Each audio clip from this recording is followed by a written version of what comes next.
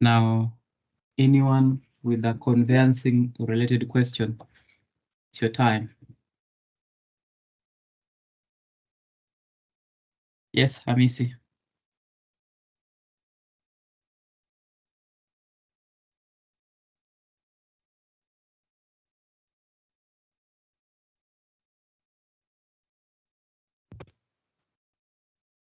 Good evening, Jackton. Good evening, my Hodo, Hamisi. Good evening, Jackton. Can you hear me? Yes, I can hear you. Good evening. Yes, I can hear you now. Okay, proceed.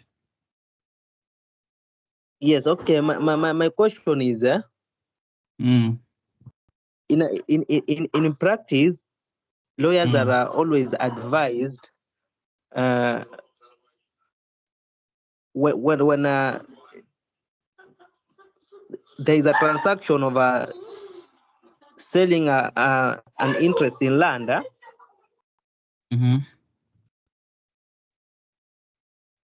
The deposit should not go beyond the 10%. That is as per the rules. So there are circumstances sometimes whereby the clients maybe they have their own personal issues and request the advocate to agree maybe to pay like 50% of the purchasing price. In this circumstance, what can one do? It is your business. Si shamba ni yako, wewe ndo unauza na wewe ndo unanunua. Yes. Yes. Sale of land is nothing. You can pay everything if you want. I mean, it is your property. If you want, you can pay everything. If you want to pay cash at once, again, it is your business. It is not illegal to pay more than 10%. We are just saying that if you want to protect your interest in that transaction, just pay 10%, just in case, as you test the waters. So that 10% is supposed to, number one, act as a deposit first. Number two, it is supposed to act as a security against breach. It is also supposed to act as an intention to, or supposed to portray the intention that you are ready to, or you are willing to go on with the transaction. So it is a suggestion. We are just suggesting that if you're going to pay your deposit, there are rules of payment of deposit. We've talked about those rules here in this class. There are 3 rules that we said. I missed. What is the first one? Rules of payment of deposits. Yes, rule number 1, it's not supposed to be more than 10%. And rule number 2, it's supposed to be paid to the vendor's advocate in an account, an escrow account, not directly to the vendor. Your escrow account is wapi, my friend? Who said the escrow account? Where do you pay if you're paying Joint the account. vendor? What do you pay? Who do you pay to? To the vendor's advocate. Next.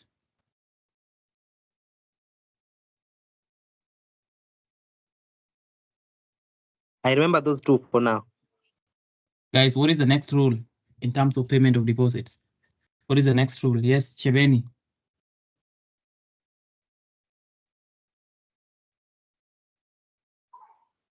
Chebeni? You use electronic method paying. Yeah, payment through electronic means. Thank you. You pay through, you pay electronically. You don't pay cash. But again, we are not saying that we will beat you if you pay cash. It is your business. It is your land. You're the one trying to buy it. It is your money. So if you decide to pay, if you decide to pay cash, that is your problem. But we are saying to safeguard the integrity of the transaction and also to make sure that you are able to trace the where the money goes to, in case the vendor disappears. We need to pay through electronic means. It is secure, it is fast, and also it is traceable. Okay, we can trace the trail of that money. That is the reason why you need to pay deposit the way you pay the deposit. Are you together? Yes, sir. Okay, so that answers your question. Yes, next question, quickly. Chibeni, you have a question? No, I'm sorry. I didn't put down. All right, anyone with a last question so that we can start?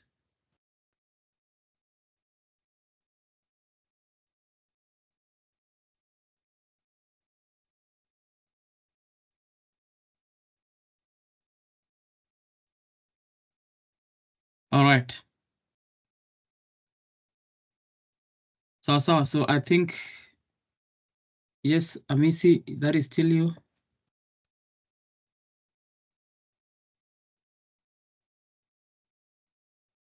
Joy.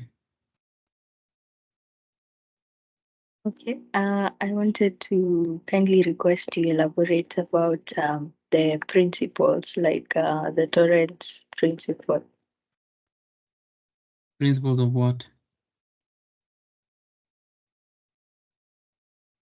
There are certain principles in conveyancing.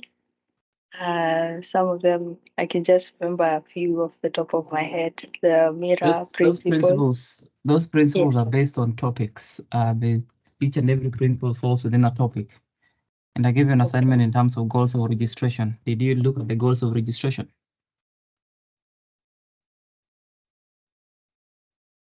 You haven't. Yes. So I need to look at the goals of registration and the principle thereafter. And then in the next class, you now tell us, you make a presentation to us in terms of the principle that you found under the goals of registration. That was an assignment. All right, guys, I want us to start. And talk about a few things. I want to start and talk about a few things and probably complete the topic about charges. Okay, complete the process about charges. Like I've said before, if you're in this class and you're using one name, disappear before I get to you. Run and get lost. So leave the class and come back with two names. If you're in this class with one name, just exit and come back with full names. Okay. So in the last class, we talked about charges. We introduced charges, and guys, everybody understands charges, and that is what you need to understand. Everybody understands what a charge is. Everybody understands what a charge is. Are we together? If you are in this class, you might have seen people taking loans. You might have seen people charging their properties. So charge is not a charge, or a mortgage is not, a foreign word in your dictionary. It's the same thing, you know it. Now, from the context of you understanding what a charge is, bring it here, okay? Bring it here so that we can discuss what really is a charge and why is a charge an interest. Now, that is the last interest we are going to be talking about.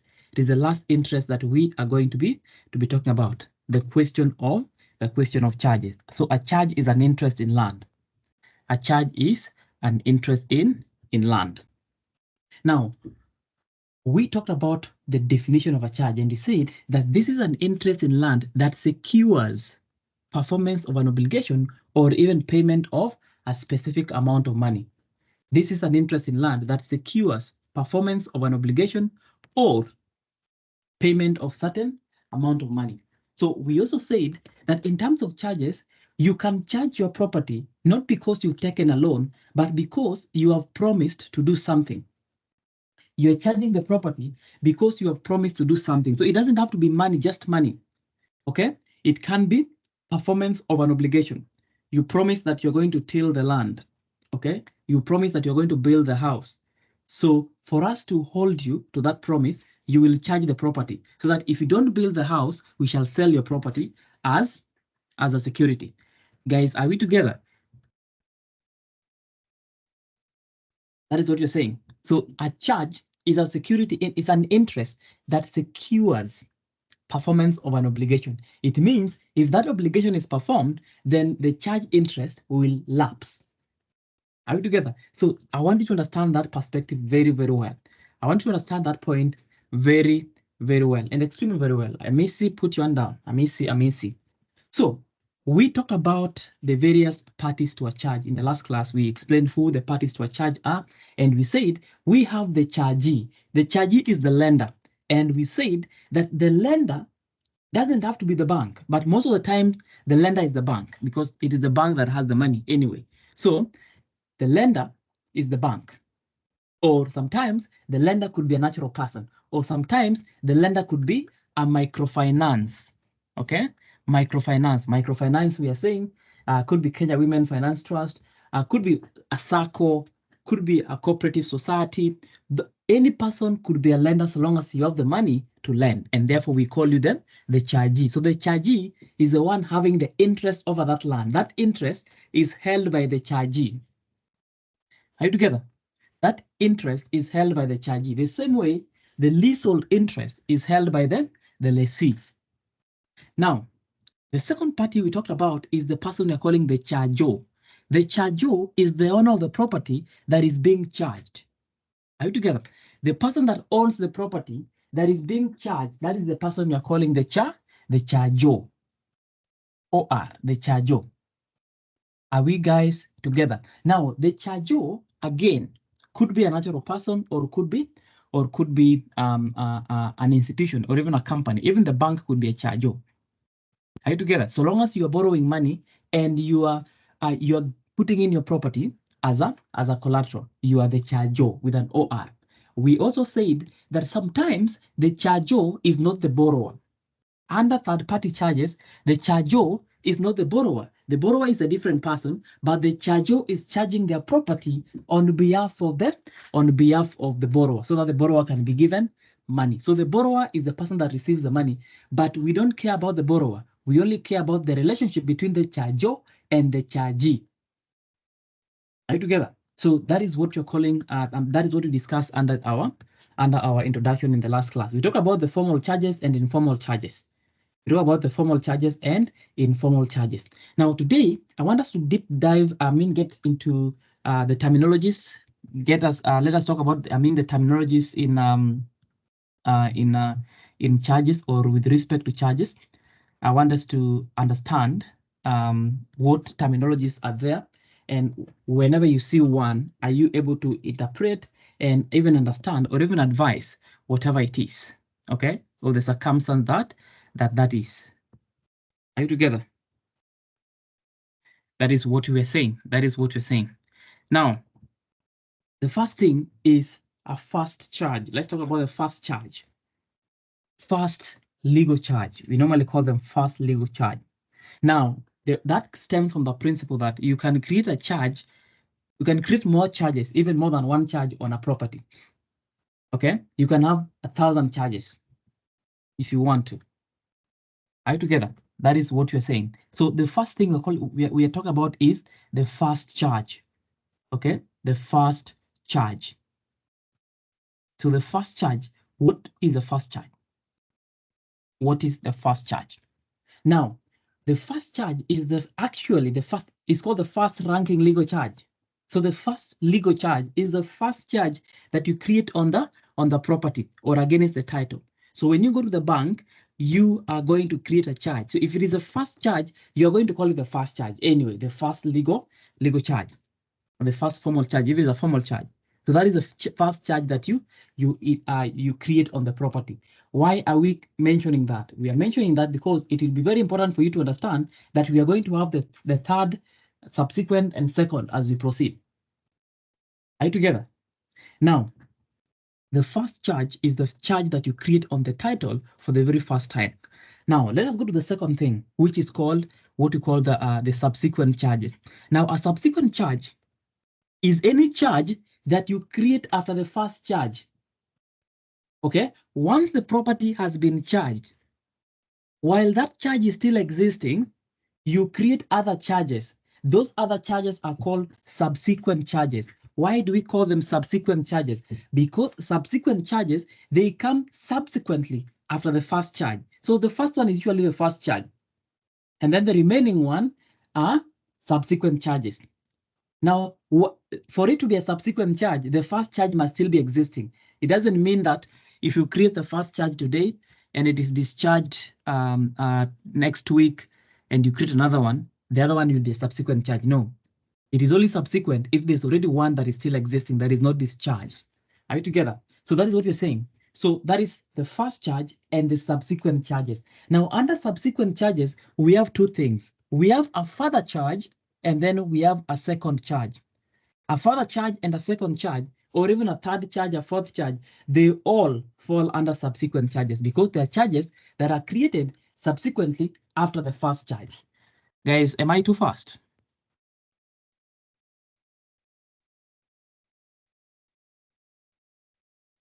Mm-hmm.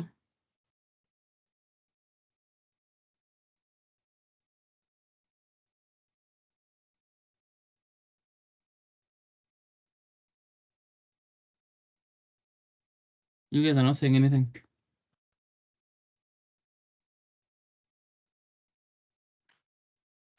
Yeah, following.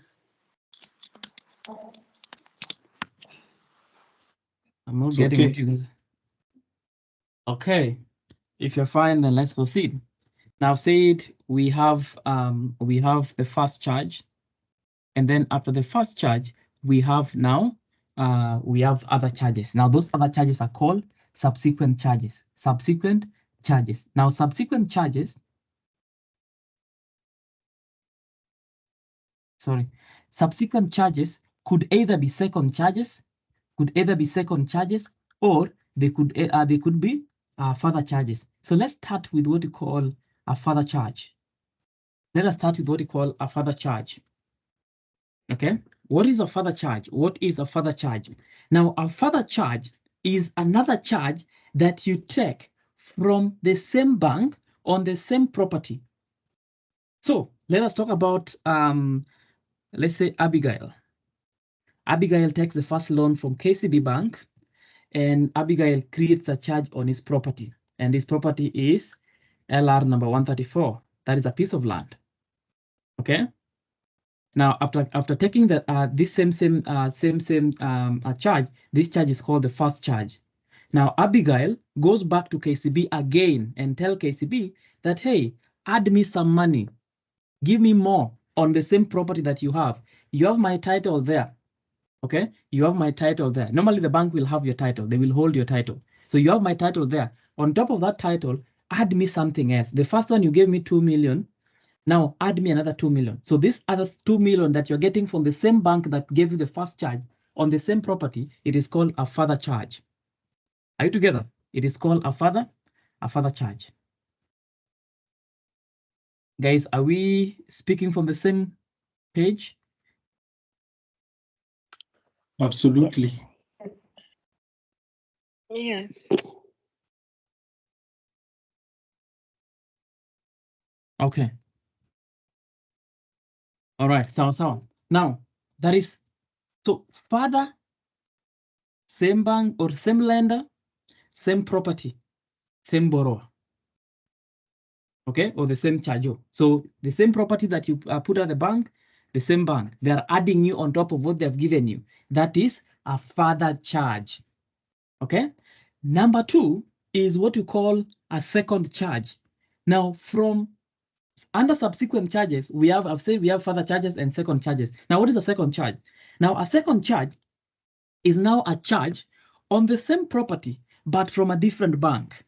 Okay. So you took a loan with your land.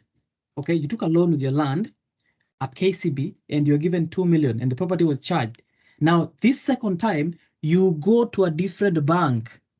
Okay, you go to NCBA, but with the same property. Okay, so on top of what KCB gave you, the 2 million KCB gave you on your property, NCBA also is seeking to give you another 1 million on the same property.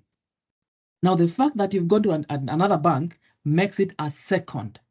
So when another bank comes in place, then a second charge. When it is the same bank, further. When it is another bank, second. Okay, so after you leave NCBA, you can decide to go to ABSA. Same property, that will be a third charge. You go to another bank, StanChart, a fourth charge. So anytime you go to another bank, it increases to, the number increases. But if you're still in the same bank, then they are called further charges. So further advances. So the bank gives you further advances. So they gave you 2 million, they add you another 2 million. That is a further charge. So they're charging the property further. But if you go to the other bank, it means you are going to bring in the person you are calling. You're going to bring in the person you're calling the second chargee. When you bring in another chargee, that becomes a second charge. because there's another chargee. Okay? So what defines whether it is father or second is whether there's another chargee in the question. If there's another chargee in the question, then you count the charges that are there, and then you say it is a second, third, fourth, or fifth charge. Okay? But if there's no other chargee in the question, it is just a father charge, father charge, father charge, father charge, father charge, father charge. Are we together? That is the difference between a father charge and a second charge. Guys, are we together?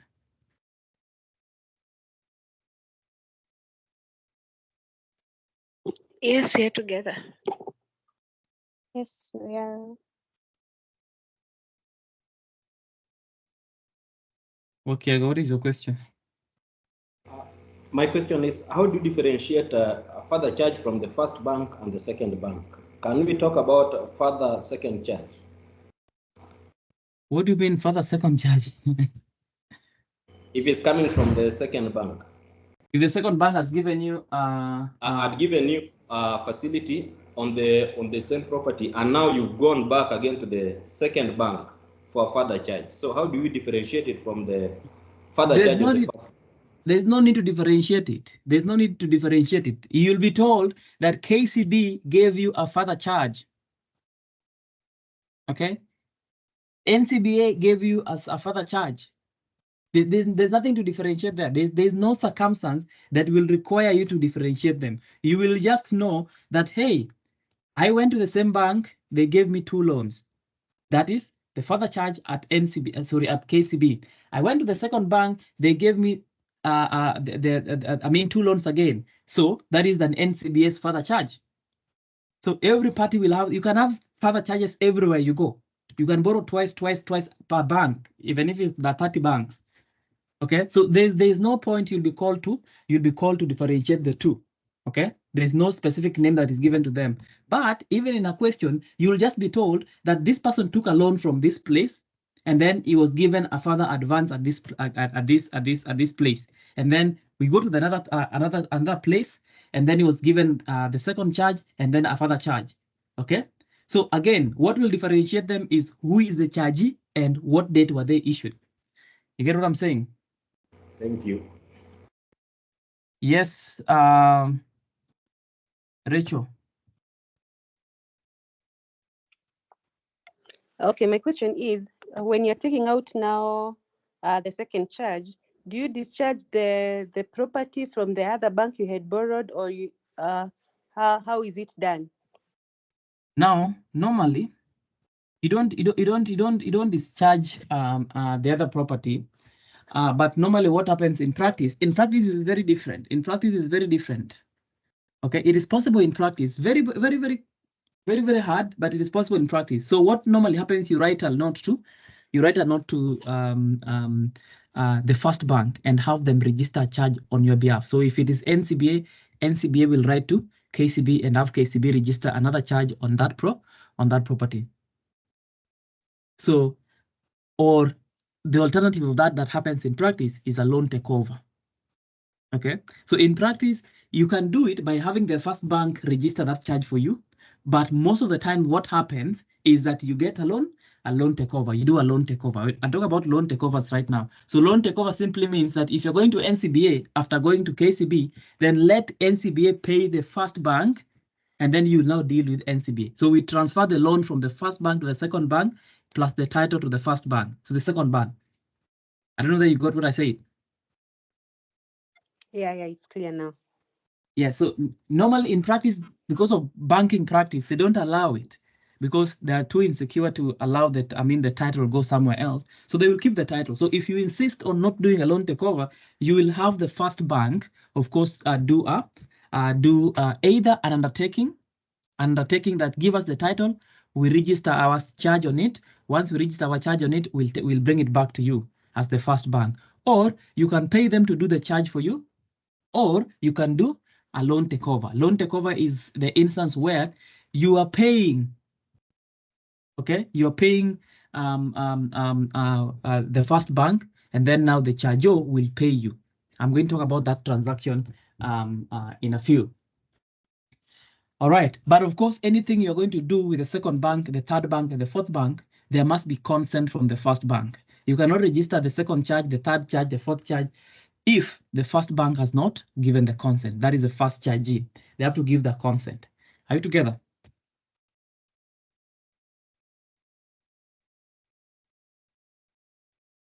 Yes, we are. Thanks. All right. Mercy. Yes, I wanted to ask.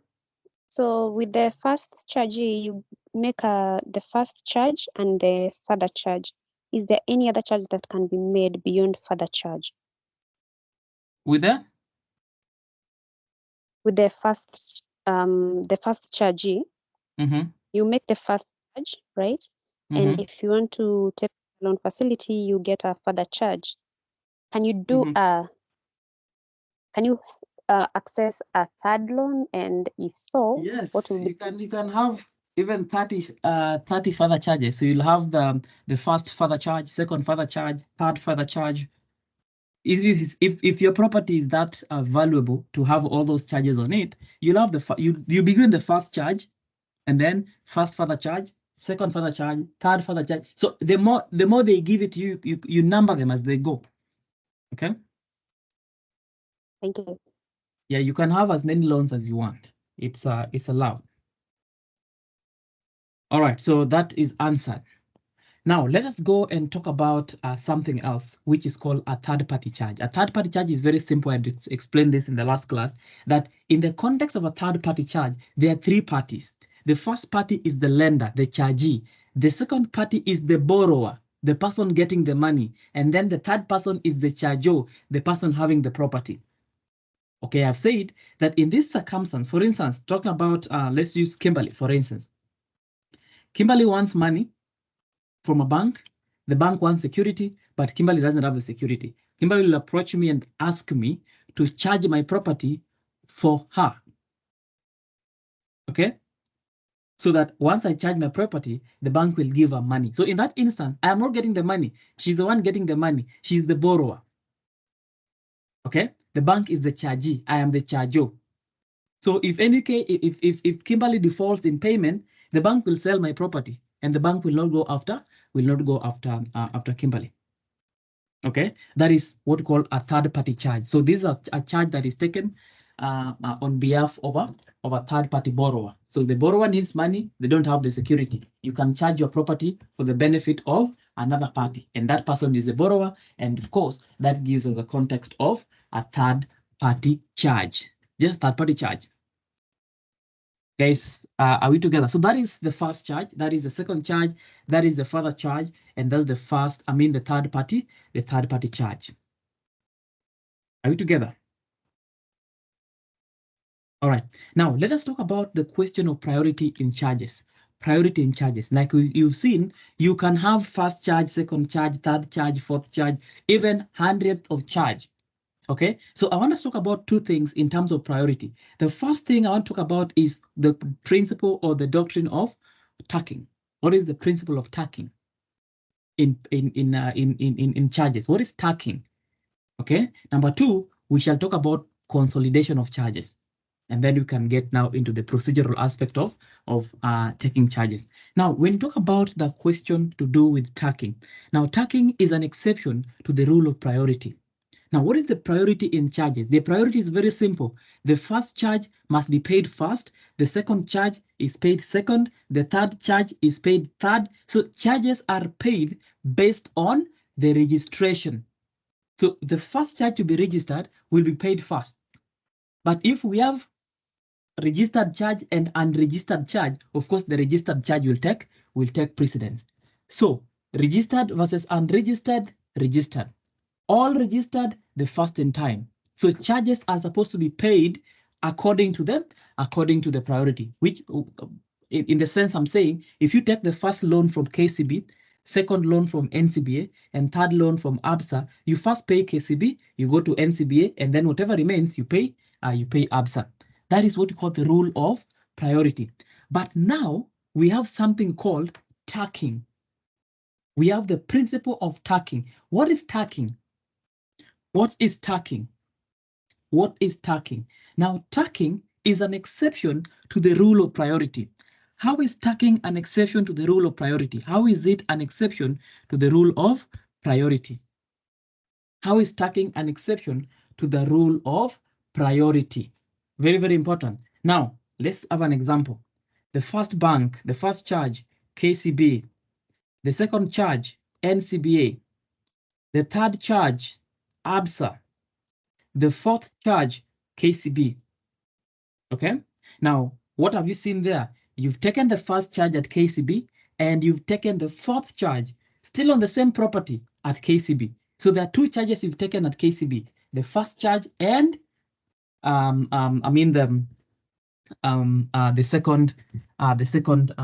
fourth charge. So the first one, KCB, the last one, KCB. Okay.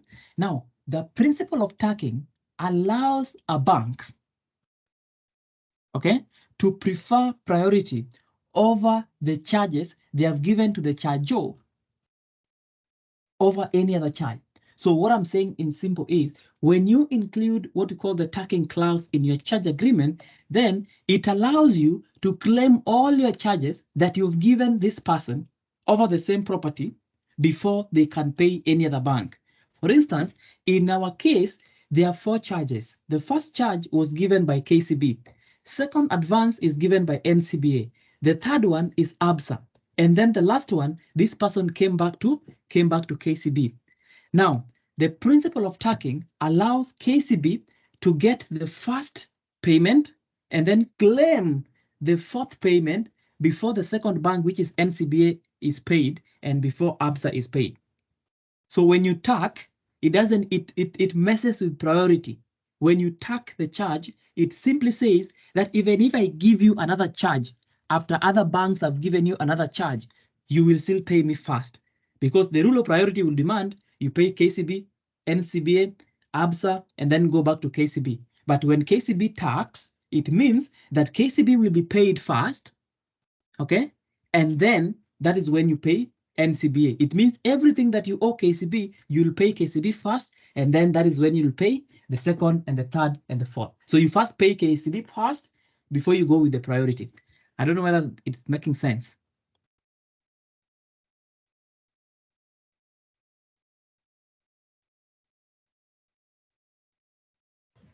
Yes.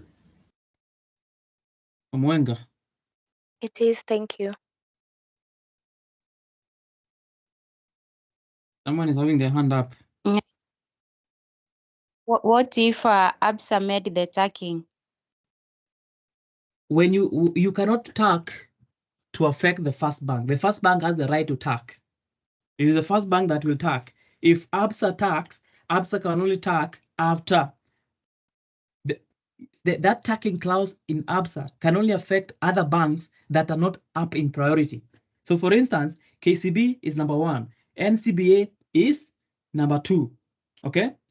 ABSA is number 3. So if ABSA tacks, ABSA cannot affect NCBA and KCB because these are initial charges that came before ABSA.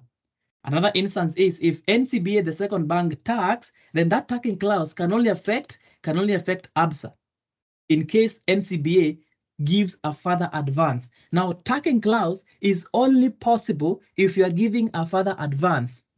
I don't know whether you're getting the point. So when you are tacking, you're simply saying, I am giving a further advance, and that further advance will rank in priority over any other a bank. So it doesn't mean that if you're number 10, you can tack so that you can go before number 1. No. I don't know whether you're getting what I'm saying. It doesn't mean if you're number 5, you can tack so that you can go before number 1. No. Number 1 can tack so that the tacking effect, the tacking clause only affects the further advances. Are you together? So if you're the first bank, KCB, when you're tacking, you're simply saying that during the course of our relationship, we might give you further loans, but these further loans might come at a time when you've been given other loans by other people. If we give you those further loans, even if we are number 30 in the list, you will first pay us first before you proceed and pay everyone else. I don't know whether you're getting what I'm saying.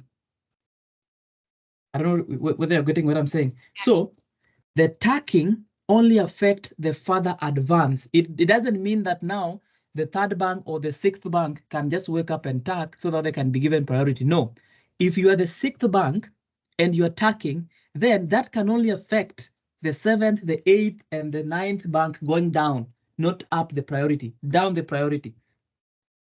I don't know whether guys we are understanding what I'm saying. So tacking is with effect to the advance, the further charge. You only tack the further charge. Let me say it like that. You tack the further advance. Okay? For instance, you're telling your friend, nishakupea thao saa hii. Okay? Wewe najua unaomba loan kila mahali. Okay? Nimekupea thao saa hii. You umesema unalipwa salary next week. Okay? Sasa, the normal rule is ukipata salary utanilipa loan na ulipa hao wengine. Okay? But if I tack, it means ukirudi hapa nikupee pesa tena. Hata kama nitakupea next week, utanilipa hii na unilipe hiyo ya next week kabla ulipe mwenye atakupea kesho. So tunasema kama the first bank, malizana na mimi kwanza ndio uende na priority. So if you had 10 loans from KCB and they're deep down the priority, utanilipa hizo zote kwanza ndio sasa uendelee na priority because I included a tacking clause.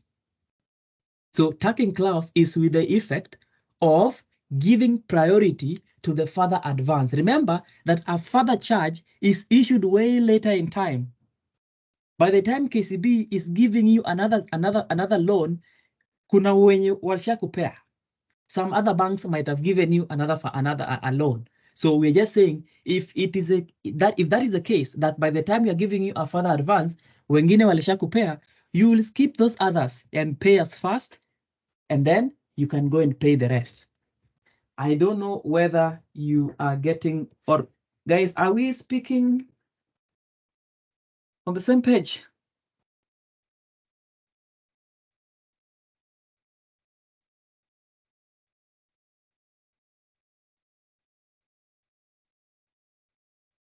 You guys are not saying anything. We are following Yes, you. we are. Stop saying you're following. Are you following? Are you understanding? Yes, we are understanding. Understand.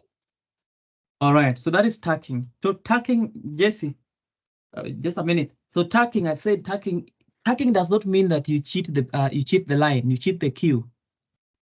Okay, tacking does not mean that you cheat the queue. So assuming that you and your brother and your sister, you are going to line to pay something, or you're lining at a bank. Okay, you and your brother and or members of your family, you're lining at a bank. Normally, or not at a bank, maybe at a government office or anywhere in the hospital. So the rule is first come, first serve. So we serve you, and then you go and serve the second person in the line, and then you go and serve the third person in the line. But if assuming that you had a tacking clause in that line, we will treat everyone from your family first. Okay? Tutakaa hapo tuseme kila mtu mwenye anatoka kwa familia ya huyu kijana akuje. So tutakutreat wewe ni number 1. Tutaita brother yako mwenye number 6 tumpay attention tena. Tuite nyanyako mwenye ni number 200 huko nyuma tumpay attention kwanza, ndio sasa turudi kwa line na tupay attention kwa number 2, 3, 4, 5. So tacking gives priority to further charges that you might have gotten from the same bank. That is what I'm saying. So tacking does not mean that you as number 3, you can tack to become number 1. No. Tacking only relates to further charges. The same way, if you are the second bank, you can tack by saying that I'm the second bank. If I tack this, it means if at any time me as a second bank, I will give you other loans, then once you pay the first bank, you will pay me everything that I've given you before you pay number 3 and number 4. Guys, I'm really hoping that, I don't know whether I can go further than that in terms of making it as simple as I can go. It's the same thing. It's the same thing I've said. Now, that is the question of tacking. Now, let's talk about consolidation. Jason Njuguna, you had a question. You have answered. You have answered now in your explanation. Thank you.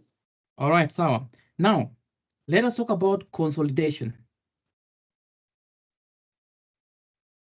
Let's talk about consolidation. Okay? What is consolidation? What is consolidation?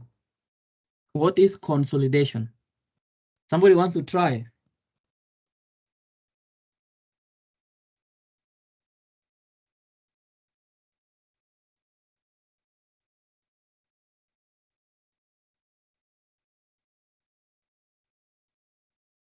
Dan Joseph Omondi. Can we say that it is from the word, just from the general meaning of consolidation, putting together two charges? For instance, if I want to put the first charge and the second charge together. Yeah. Okay. Now it is you have a point, but let me explain it from this perspective. Now, consolidation of charges. Efio Uko, you have a point? Want to add?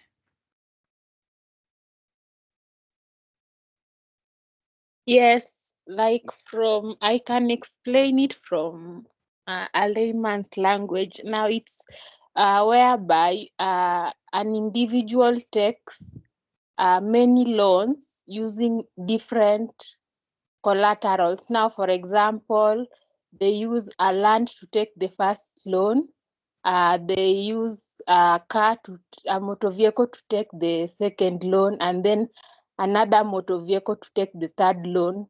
Now, in paying back the loans, now the bank decides that they can't, like for example, if they clear the first loan that they used land to take, they won't be returned to the title deed. So unless they have to pay the entire loan, that is when the bank will release all the collaterals they used to secure the loan. So the bank consolidates all the collateral such that after paying all the charges, that is when all the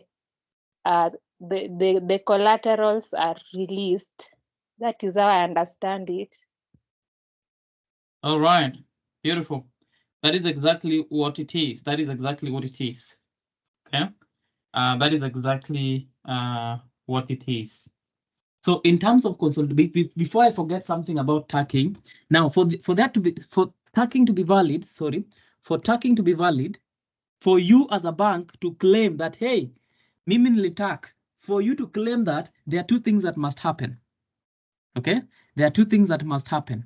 The first thing that must happen is that you must have included, okay, a clause in the charge allowing for a further advance. It means the charge agreement, the charge instrument must have what you're calling a further or a tacking clause. There must be a tacking clause in your charge agreement. So if the charging agreement did not have a tacking clause, you can't tack. Now the tacking clause is a clause that says we might give you further advances. So that charge agreement must have said that you as the first bank, you would give further advances to the charger. And then when you give those further advances, you might confer priority over those further advances. So lazima ikuwe that you guys mlielewana that tutakupea further advances na hiyo further advances we will tack them.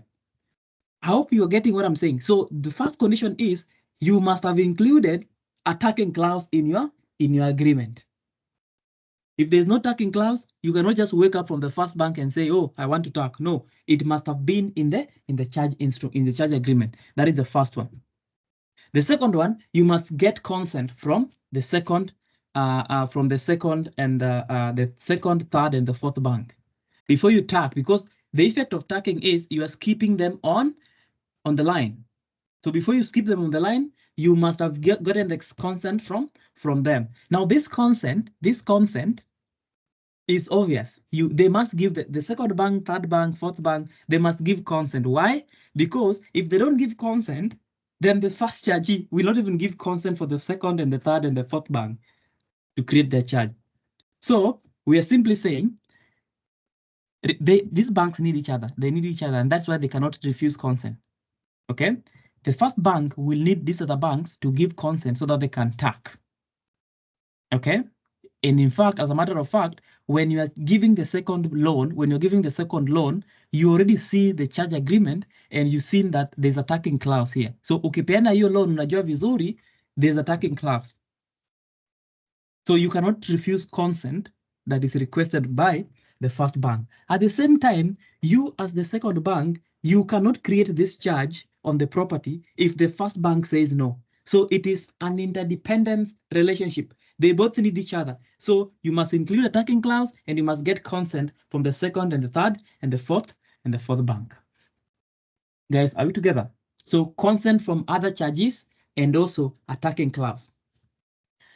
So the tagging clause simply says that you will get further advances and those further advances will rank in priority over other charges. That is what the tagging clause will say. So you explain it the way I've just explained it, that for there to be for the first bank to successfully claim tagging. Now guys, a question on tagging will be set without the examiner mentioning the word tagging. A question on consolidation will be set without the examiner mentioning consolidation. So the only thing in conveyancing you need to understand is understand the concept. What is the concept? What is the story behind this question? When you see somebody saying that, oh, I gave you the first loan and I'm giving you the third one and I want you to pay the third one before you pay the second one, in your mind, automatically, you need to go and run and talk about tagging and say this is tagging. Or if you see a person having different charges on different properties and the bank saying that you have to pay all of them, that is consolidation. So let's talk about consolidation. Now, consolidation is the instance where a bank, okay, the bank consolidates all the charges they have given you. All the charges they have given you. And this is not a further charge. It means we are dealing with KCB, which is the richest bank in Kenya right now.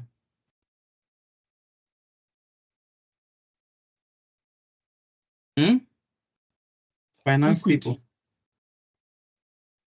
Who is saying equity?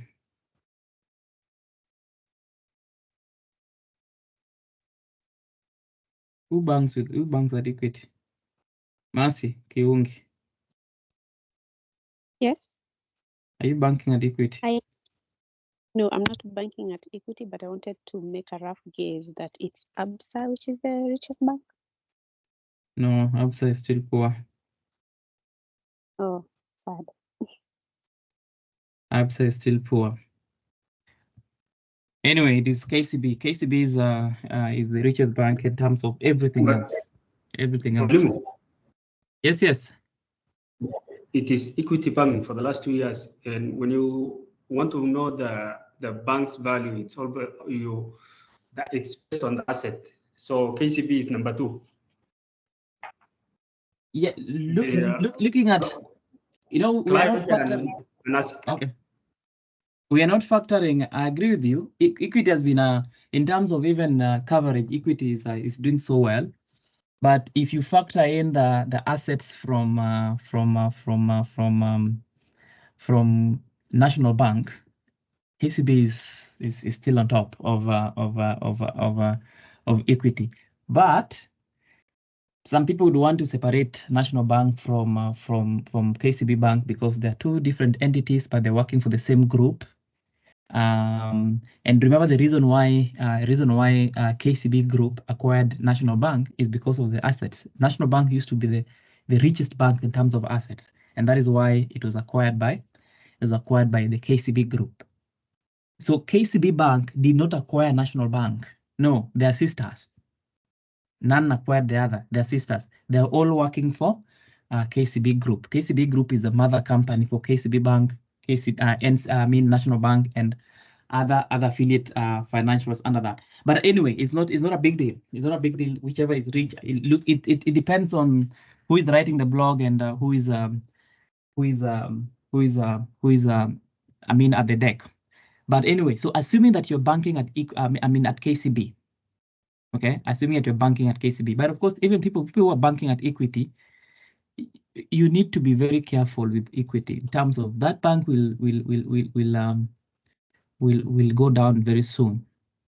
It's a very rich bank, but in terms of cyber attacks and everything else, you need to be very careful with equity if you love your money.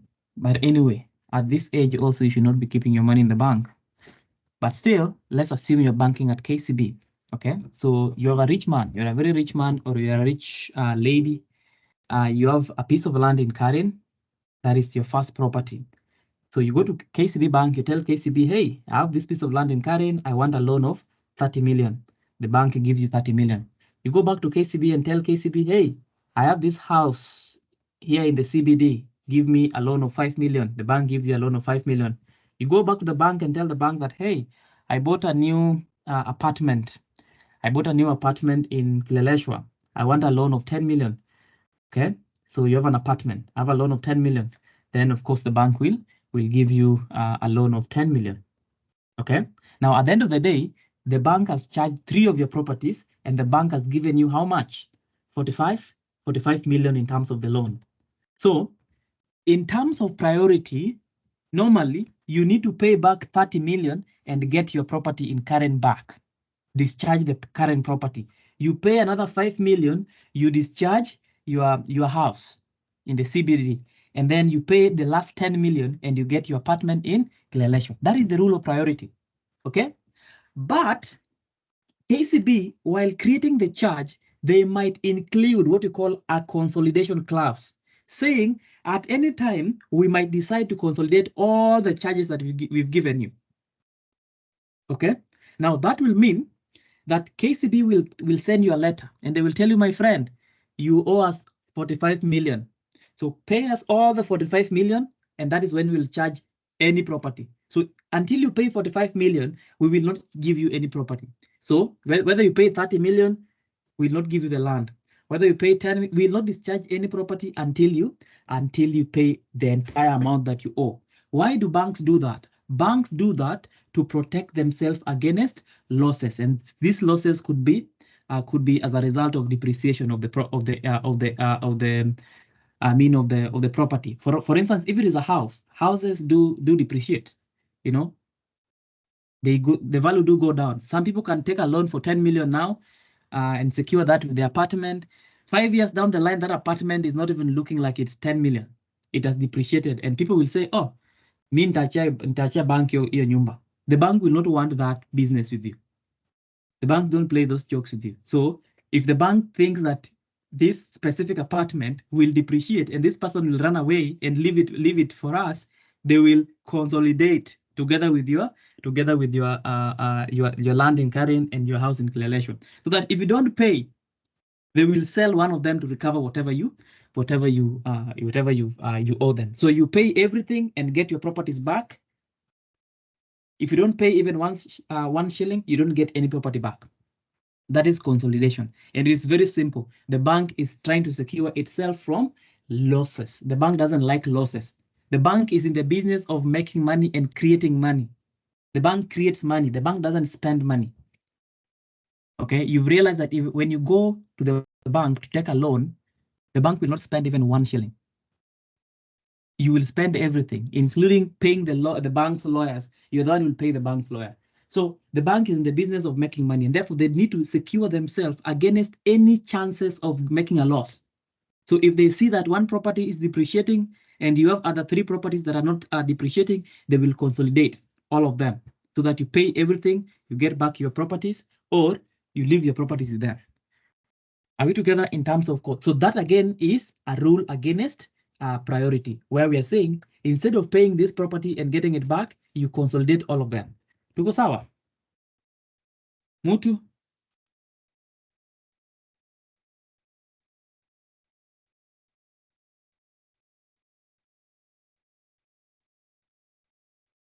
All right, so we still have people in this class that are still banking at Family Bank. I have a very close friend of mine who banks at Family Bank. Oh, Jacob. Really likes Family Bank. I don't know why. You know, Family Bank. But you see, Family Bank is just a one-man business. Family Bank is just a one-man business. If, for instance, today, if the former governor of Nairobi, Evans Kidero, withdraws all his money from Family Bank will just fail tomorrow. You know, you'll see a bank run. You know what a bank run is? A bank run is where the bank is falling because people are withdrawing their money from the bank. Okay, some banks fall because of insolvency, some just fail because of bank runs. For instance, if KCB is going under today, banks that are affiliated with KCB, like National Bank, they will run down because of a bank run, because people will run and withdraw their money from that bank, and therefore the bank will fail. The bank is not anything without money. You understand that point anyway. So that is consolidation. So we've talked about consolidation and tacking as a rule against priority. Now let us talk about the process of charging property, the process of securitization. This is very important. Why? Because you will be told that James is seeking to finance his studies, further master studies. James wants to understand the process. He's already identified a piece of land. He wants to understand what is the process of getting this money. What is the process of getting this money from the bank? That is the process of securitization, the process of creating a charge. Like I said in the first class, the process of dealing with any disposition in land is the same. The process of transferring land, same as the process of leasing land, same as the process of charging land. Where do we all start from? Due diligence. So the first process is due diligence. There are few things that happen under due diligence when it comes to charges. Specifically, when it comes to charges, there are few things that will happen. But the first thing that normally happens is that you'll go to the bank. You know, you will go to the bank and then you will ask the bank that I want to take a loan. Okay, and the bank will ask you how much do you need. Okay, and then you will tell the bank how much you need. Okay, so it normally starts from you walking into a bank and then you borrow money, and then of course it starts there. So due diligence is a little bit different. You know, due diligence is a little bit different. It's different in the sense that you need to first walk into a bank and then ask for a loan. Guys, I'm hoping that we've closed the preliminary aspects of charges. Now we are understanding the process of charging. So I've said the first thing normally is you go to the bank and borrow money. Okay, I remember me and my friend when we were in campus. You know, those broke days. We were really broke sometime, and then we went to the bank to take some loan from the bank. And you told the bank that we were business people, wanted to do some business. You know, that lady just looked at us and told us, "We'll get back to you. Leave us your email address." You know, until today they have not called us. Maybe they're still considering our application. You know, we said we wanted to expand our business. That's why we wanted a loan. Wakatuangalia tukasema hawa ni njaa inawasumbua. But anyway, we never got the loan. We are still waiting. So the first thing you do is you go to the bank and tell the bank that you want money, and then the bank will do their due diligence. Okay. Now the bank's due diligence is the same as the normal due diligence, but it has extra things. So the first thing the bank will do first is to establish whether the property is yours. So you give them the title, the copy of the title. They'll do a search. Okay, they'll search you as a person and they search the property. So that is the normal searches that we have. Okay, the normal searches that we have, they do the searches, pre-contract inquiries, they do requisitions, deduction of title, the same thing. They do that. They even go to the site and look at the land. Is this land what they're saying it is? Is there land here? So they do whatever needs to be done. That is part of due diligence. Okay, that is part of due diligence. Are we together? That is the first thing the bank will do. So once they've done the searches, normal searches, then the bank will do what we call a credit assessment. The bank will look at you from head to toe. Do you look like you can handle 5 million? Okay. The way you are talking, you know, the way you are sitting there at the bank, do you look like somebody who can handle the 10 million that you're asking? That is credit assessment. So they first look at you, of course. Those people at the bank are trained. I don't know, people who work at the bank, they have trained. Their eyes have special features to look at you and say, this one, huyu ninja tu, huyu hawezi, huyu 10 million tukimpea sahi, hata atakufa. So those people that work at the bank, they know how to look at you. So they do the credit assessment. So they first look at you, of course, your demeanor in terms of, can you handle the money that you're asking? Do you look like you have a business that you're saying that you have? Number 2, CRB. Okay. Number 2, CRB. Of course, even in the CRB, of course, they have to confirm whether you've been listed. You know, whether you've been listed. So they say they contact the entities, they confirm whether you have a clearance from CRB. Do you have any history of defaulting? You know, you have any history of defaulting?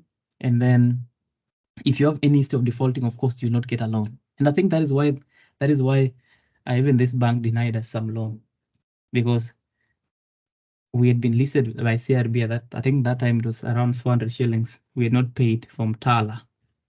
Those were very harsh. So they listed us in CRB. I remember they used to call us every day, pay, lipa hata kidogo kidogo. And they used to tell them, we don't have anything. Hata hiyo ya kulipa, wewe ututumie hata hiyo ya kukula. Hatuna. I think they listed us with CRB, and then we had now to sort ourselves. So the bank must confirm whether you're a good citizen, whether you are paying loan. So they have to search you. First, search you at the person's registry, search you at the land registry, search you at the company registry, search you everywhere. The DCI, they search you everywhere. Once they search you, they now go to the CRB and call the CRB people. Check this person for us. Okay? Is he able to return, the loan? So if you're not able to return the loan, you will fail the credit assessment. You will not get the loan. Okay? So that is credit assessment. Very, very important for the bank. Credit assessment, part of due diligence. The other part of due diligence is called valuation. Valuation is still part of due diligence in charges. Why is it? The bank must value the property so that they know how much they're going to give you. They must value the property so that they know how much they're going to give you. Are we together? So valuation. So in terms of valuation, there are two types of valuation. There's the market value valuation and the for sale value valuation. So market value is looking at this property. What is the market value of the property? The property is 10 million. Okay, that is the property. That is the market value of the property. Fine, it is 10 million. But apart from the fact that it is 10 million, what is the first sale value? What is the first sale value? You guys know what a first sale value is, because the property must have two values. The first one is the market value, and then the next one is the first sale value. The first sale value is if we are supposed to sell this property, what is the last price? Ile bei ya jioni ni ngapi? The throwaway price. If we can't get the market value, what is the least price we can sell it for? That is the first sale value. It means tumejiforce sana kuiuza. Ni bei ya kutupa, bei ya jioni. Okay? Ile bei ya mwisho. That is what we call the first sale value. Now, when the bank is doing the evaluation, they have an obligation under the Act to do those two types of valuation. The first one is the market value. The second one is the first sale value. And that happens twice. It happens the first time they're giving you the loan. It is not a must they have to do the valuation when they're giving the loan, but they will do it. The second time is the one that is compulsory, which is when they're selling the property. If you default, they want to sell it, they will now do what we call the two types of valuation. But most banks, because banks don't play, they will do both valuations initially before they give you the loan and when they're selling it. And that in all instances, ni wewe utalipa, si hao watalipa. Okay, so they do the evaluation to confirm. So normally the banks will give you, if the property has a market value of 10 million, then they will give you a loan based on the first sale value, bei ya kutupa, so that they don't go at a loss, because they can have a property which they can't sell. So they don't do that. So they give you the first sale value. So the rule on first sale value is the first sale value should not be more than 25% less than the market value. I don't know kama tunaelewana.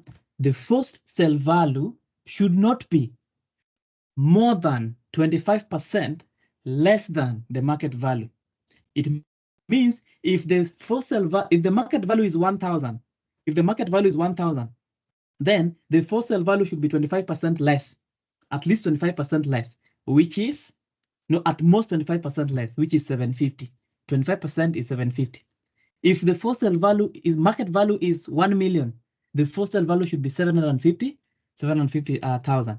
If the market value is 10 million, then the first sale value should be 7.5 million. It should be at most. Ikienda sana, the difference between the market value and the first sale value should be 25%. Okay, that is the rule on first sale value. The bank is not allowed to sell it below the the for sale value, or 25% less than the market value, which is the for sale value. So the bank will give you the loan based on the for sale value. Now, once you pass the credit assessment, you pass the due diligence on the property and on the person, you pass the credit assessment, the banks will even confirm whether you're a criminal, whether you've been to committee. Banks check everything, whether you are living well with your wife, you know, whether you're a good father, you know.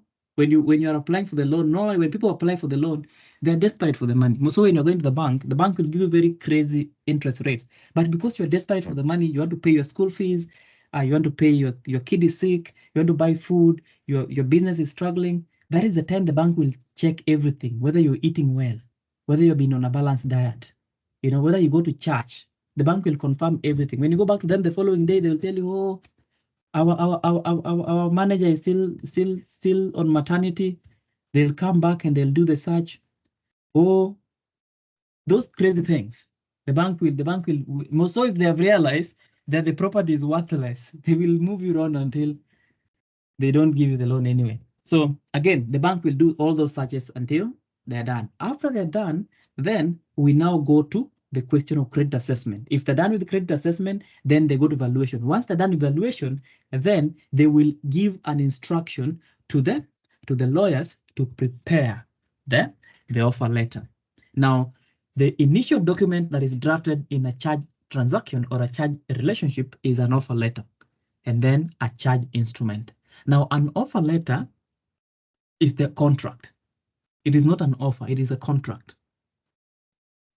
Guys, understand this. The moment the bank sends you the offer letter, once you sign it, the bank must give you the money. Once you sign the offer letter, that is the contract. It is the contract.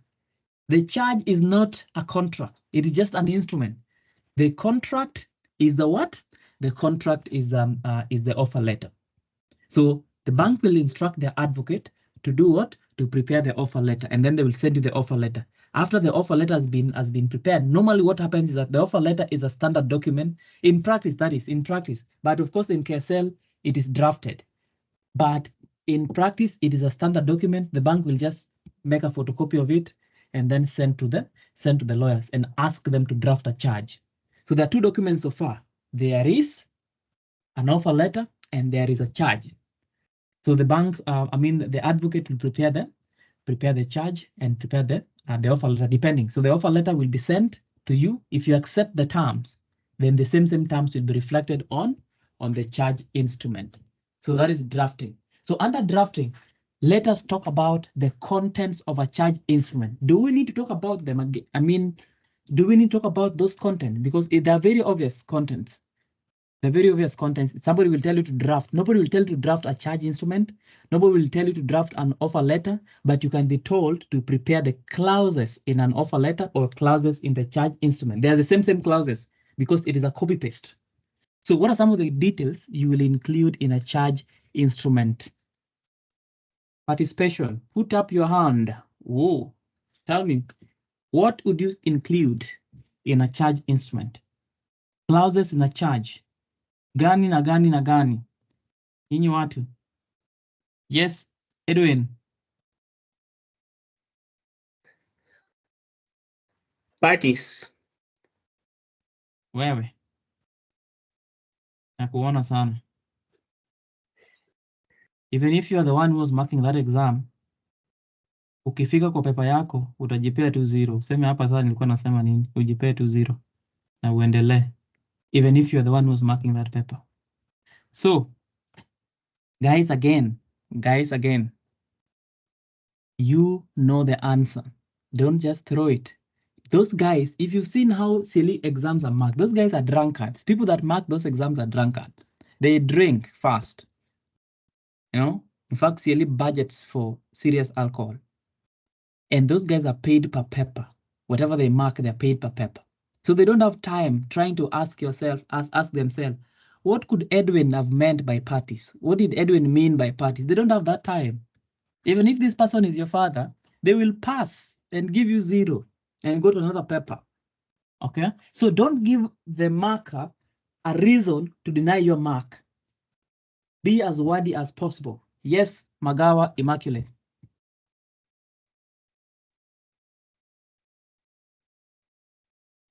Magawa is not there. Richard Mugo. I'm here. Commencement clause. Wewe. Umeenda sana. Before we get there, tunaanzia wapi? Yes, Richard. Yes, Mwalimu. You must identify what is being charged. Sit down. Margaret Otieno. Guys, be logical. Let's start from you have the document with you. You are drafting this at the advocate. What do you put first? What is the main important clause? Yes, Margaret Otieno.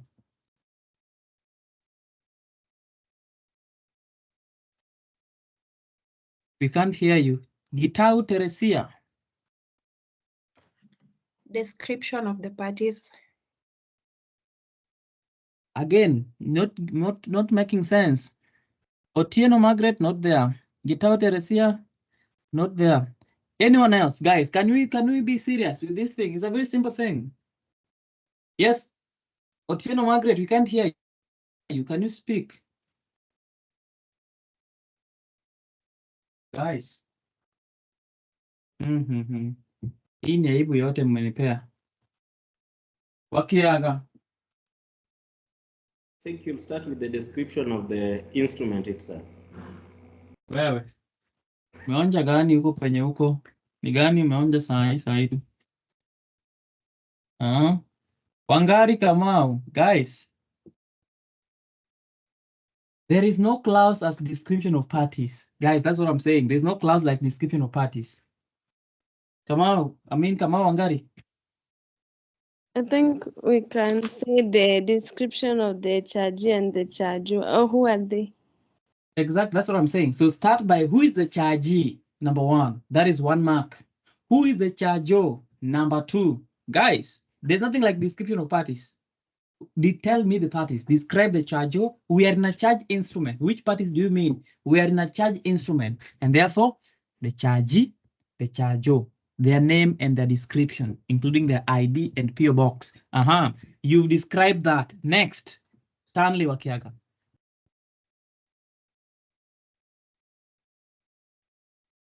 I was meant to drop my hand, but I didn't. No, answer the question. What is the next thing you're going to describe? The description of the property. Description of the property that is being charged. Okay, what property is being charged? You have to describe that. Okay, you can describe that again. It is very important. Geoffrey, talk to us.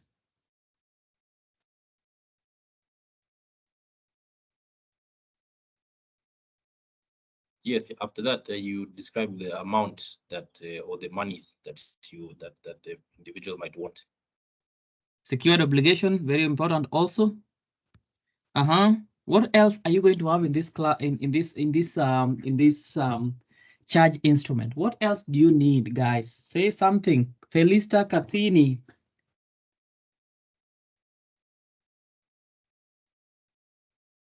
Clause.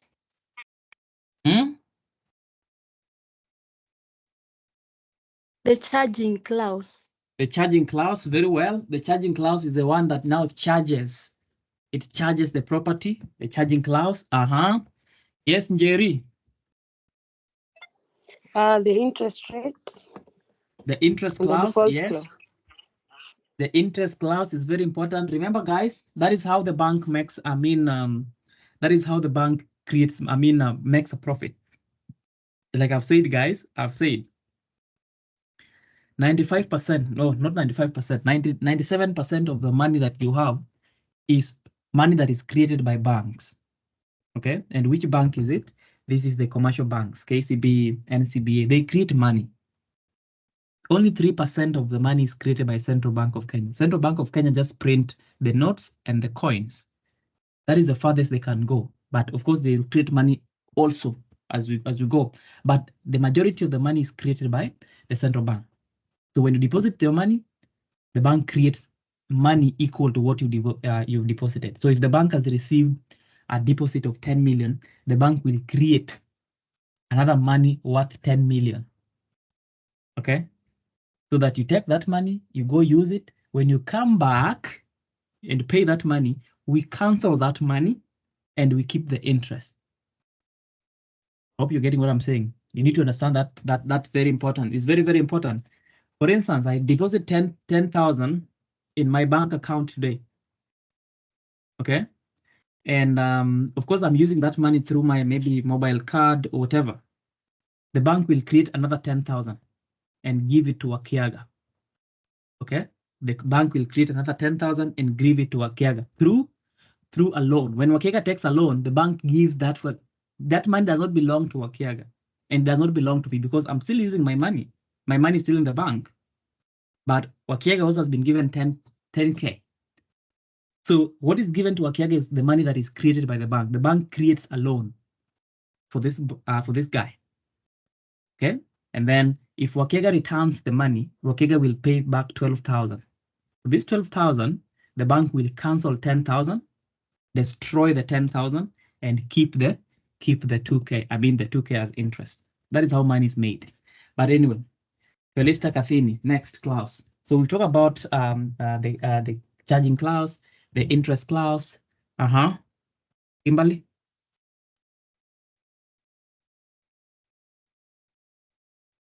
The bank's remedies. The remedies, of course, remedies very important. In fact, the bank will even call an eye specialist to come and open your eyes so that you can see the remedies. If there's something, the bank will make sure that you've seen. Those are the remedies. The bank will make sure that if you have an eye problem, they will call a specialist to come and open your eyes so that you can see and you confirm that I have read and understood.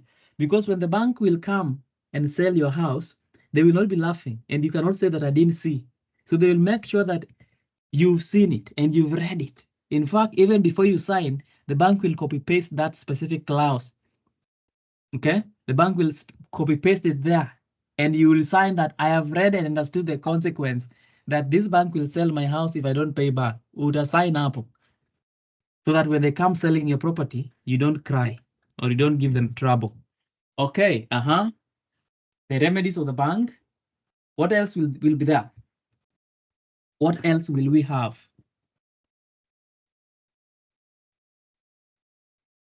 Guys.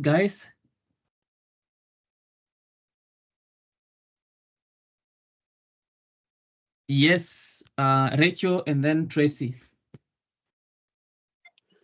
Did they include the insurance clause that you have to insure the property being charged? No, you don't have to insure the property being charged.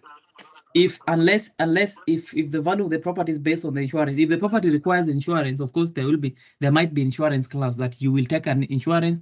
For instance, if it is a house, you will take insurance to insure the house, to ensure that that house, even if it is destroyed, you will still get money from the insurance so that the bank does not lose the money. So if the property is insured, then there'll be an insurance clause. If it is not a main clause, but the bank, sometimes some banks will require it. You get what I'm saying? Yeah. Okay. Lastly, let's talk to Tracy. The discharge clause. Discharge clause, of course, discharge will be there, but not most of the time it is of course presumed, but fine, you will have the discharge clause there. Acknowledgement of receipt of money. You have to acknowledge, even before you receive that money, you must sign that you've received it. You must sign that you've received it so that the bank will, you will not claim in the future that you didn't receive the money. You must acknowledge receipt of the money. And of course, the obvious boilerplate clauses. What are the boilerplate clauses?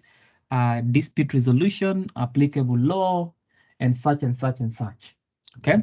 Now, I want you to go through again the three agreements. The first one is a lease agreement, the charge agreement, and agreement for sale of land. Look at the contents of that and also the role of advocates in terms of these transactions. Now, after that, we go to the process of completion and registration. So we've drafted. Once we've drafted, we shall proceed to the question of completion and registration. Now, completion and registration still also requires us to have the completion documents in this sense, because we are going to register, we need the completion documents in this sense. So we have the KYCs from the chargeo. We need the copy of the ID, KRA, passport photo. If the chargeo is a company, we need the resolution, we need the details of the directors, the ID, KRA, passport photos, all those things. Those are KYCs.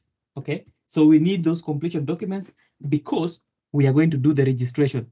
At the same completion stage, we are going to pay stamp duty. So stamp duty is paid by the bank or the bank's advocate. That is the bank that pays stamp duty.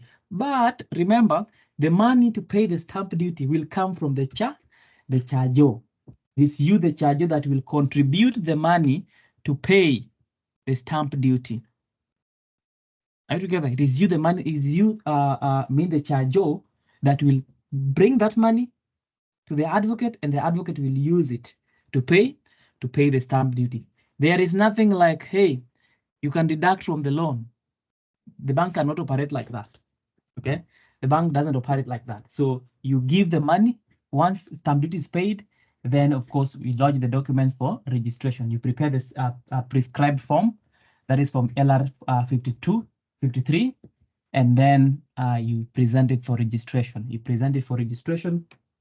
Once you present it for registration, it shall be registered, and then once it is registered, the charge will be noted at the back of the register, because when you're going to register it, you have to also accompany yourself with the original title. The original title. So when you surrender the original title at the registrar, nyuma ya hiyo original title, it will indicate charge to KCB on this date for how much? 5 million. So it will indicate there. If it is discharge, also you'll have a discharge at the back of the title. So you get what I'm saying? So after that, once the charge has been registered at the register and on the title, the bank will do what we call a post-registration search. The bank will just do a search to confirm whether that charge has been successfully registered. Once that is the case, the bank will wire you the money. They will wire you the money, but of course deduct VAT. They'll wire you the money and deduct VAT. The amount that you agreed, you'll be wired. And of course, that transaction will start at that point. Any question, guys? Charges are very interesting because there's nothing much about charges. There's nothing crazy about charges. Bishar, yes, Bishar. And the stamp duty that they are paying is based on the value of the property or based on the money that you are given? We discussed stamp duty in the last class, Bishar. What did we say? Really, I was. And don't say that you're not in that class. I can pull all the receipts. I was not in that class, Malim. Don't try me, Bishar. I can play all the recordings right now. No, I will know what you said in that class. Stamp duty? I will know what you said in that class. No, I was not there, Malim. 100%, I'm sure. Yeah, the last Sunday, I know where I was. It was not the last Sunday. We had this class on Wednesday, on Thursday, 2 days ago.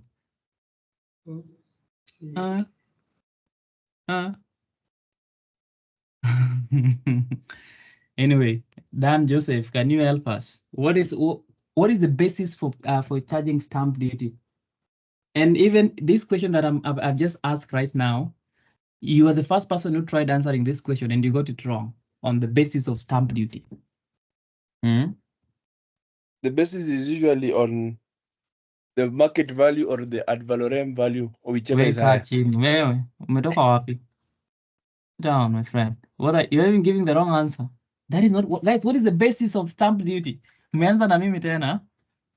Tumeanzana saa hii tu. Tumezoeana hivyo. What is the basis of stamp duty? Guys, we talked about that in the last class for 10 minutes. The basis. Lucy, what is the basis of stamp duty? Registration of document. Hey, wewe. Nakucheki sana na kwa kioo. Hey, Jesus Christ. I will get inside this meeting. Na mtapenda. Saa hii nikiingia kwa hii meeting saa hii. Vaji Barako, what is the basis? Guys. Hey. The basis, what is the, like I've said, guys, the basis. There's classification of tax based on the basis. Now we are saying if you're paying income tax, the basis is income. If you're paying export, okay? If you're paying, no, just just wait. Put your microphone off. If you're paying a VAT, the basis is vertible goods and services. If you're paying import duty, it is based on the imports. If you're exporting something, you pay the export duties. I'm now asking you right now, what is the basis for stamp duty? We say this, guys. Hey, Mungu shika mkono yangu. Aha, Baji Barako. You said the basis is the stamp. Thank you very much. It is a stamp. The stamp. The stamp.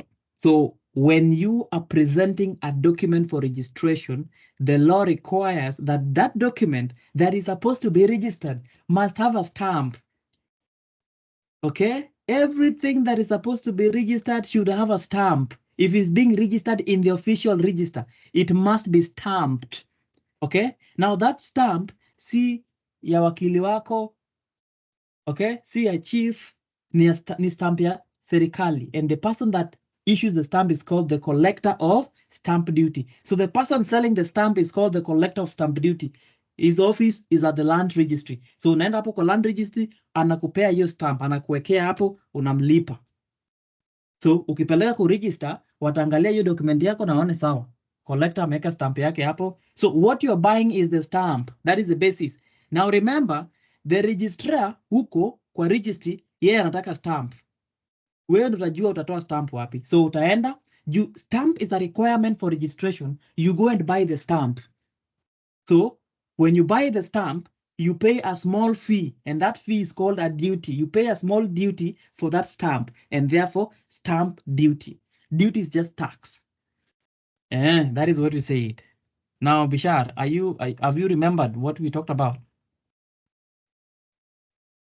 Not yet, Malimo. I still doubt that whether I've attended that class. All right, it's very easy. But anyway, I wanted someone to answer Bishar.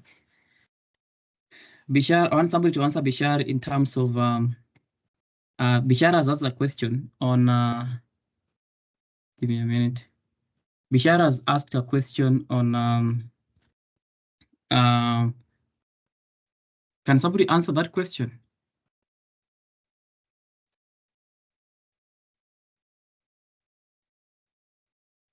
Let me pick somebody. Let me pick just give me 1 minute. Just give me 1 minute.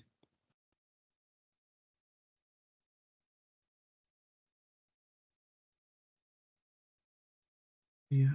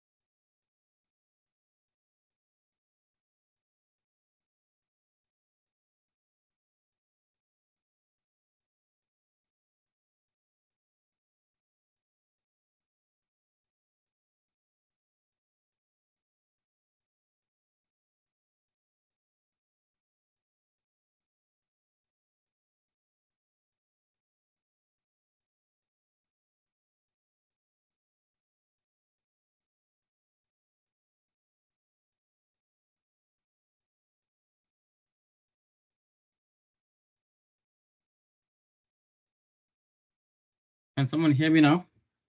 So Bishar is asking the question to do with the basis for the stamp duty. How do we calculate stamp duty and charges? That's what Bishar is asking. Somebody to answer that question, and that person is let me pick someone called Hamisi. What is the basis? Yes, the basis, as we have said, it's the stamp. Huh? The government is selling the stamp. You're not answering the question. What is the question? Bishar, can you ask the question again? My question is, when you want to pay that stamp duty, do you go with the value of the property that you charged, or the amount of money that you are given, that you've received? Because the property can be 30 million and you have requested like 20 million. Okay. On a paying stamp duty on charges, we are using the loaned amount. So you pay 0.1% of the loan amount. Bishar, are you answered? That's clear, 0.1. I had in mind Yes, that it is 4%. based on the match you are getting. It is based on the match you are getting. If you're getting a loan of 10 million, you pay it on 10 million. If you're getting a loan of 10 million, then you're just going to pay the fee. The stamp duty on the loan amount, which is 0.1% of the loan amount, not the value of the property. We are not busy with the value of the property here. We are busy with how much are you getting? How much is the bank giving you? The bank is giving you 10 million. 0.1% of 10 million, which will give us around 100,000. Okay, so that is how much you're going to pay as stamp duty. Now, if it is a discharge, then we are saying you are going to have half of that. What is the half of that? Half of that is 0.05% of the loan amount. That is how you get the discharge. So discharge is half of the stamp duty for the charge. Are we together? So again, that is the question of registration. So stamp duty to tumesema, it is 0.1% of the loan amount. And then after that, we talk about Amisi. What are you whispering there? Zima hiyo kitu. Sawa. So if it is the charge you're taking is 0.1%, and who pays the stamp duty, the charge? If it is a discharge, 0.05%, and who pays the discharge, stamp duty for discharge, it is still the charge. The bank doesn't pay anything. Okay. Now, after that, I want us to talk about the remedies of parties. Remedies of parties in a charge. Remedies of parties in a charge. When I talk about remedies, we are now talking about default. Tunaongelea default. Okay. People have defaulted.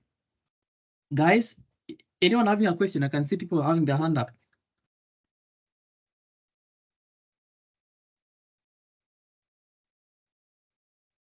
May I proceed? You have a question? Proceed. Yes. So what would be your comment? I think that would be, I don't know if it's going to answer it under remedies or under default, but I wanted to ask what would be your comment on what we call asset finance in regards to charges. What? And asset finance. In regards to charges and the way the first value sometimes happen and the way most people default in that, especially when they attach or they send in auctioneers to come and claim the vehicle or the property, whichever way. Fine. What is your question now? So now my question is, when we have asset finance, can that one qualify as a charge? Of course. What do you understand asset finance to be? Let's start there. You are giving me value. Sorry, you're giving me consideration for property. In this case, for example, you are financing me to get a car, and then I'll pay you back but you'll be holding or you charge my logbook until when it's paid. The loan amount that was issued is paid. Exactly. So I've given you a loan to buy a car. I've given you a loan to buy a house.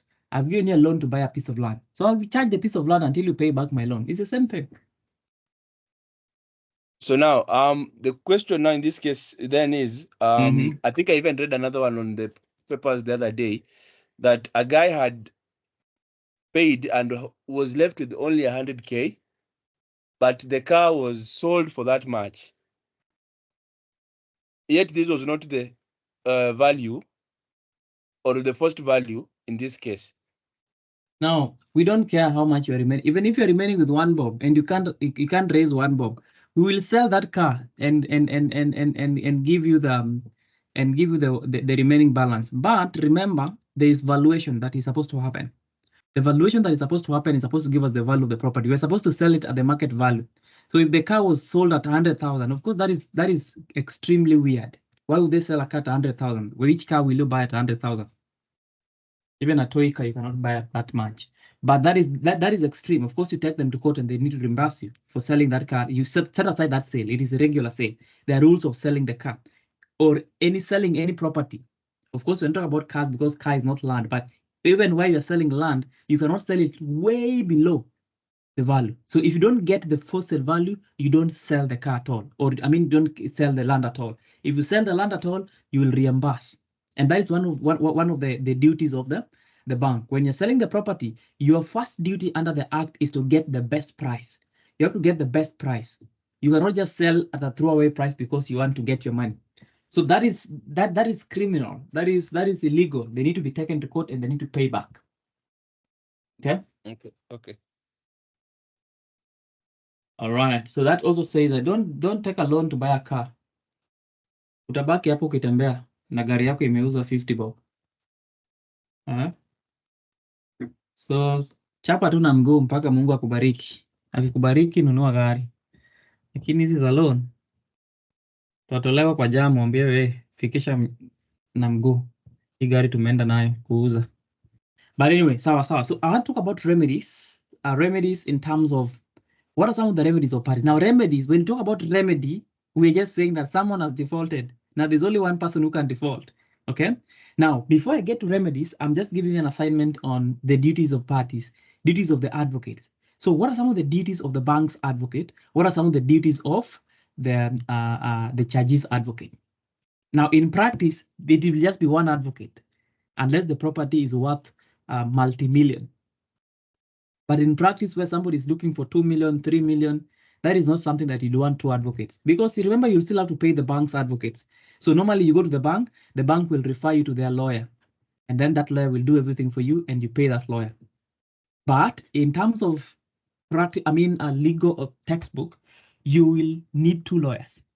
And as far as KSL is concerned, ATP is concerned, there are 2 lawyers. Every party will have their lawyer. So what are some of the duties of lawyer number 1? That is the charges lawyers, the bank's advocates. What are some of the duties of lawyer number 2, which is the charges advocate? They both do due diligence. They both advise their clients. They both do the drafting.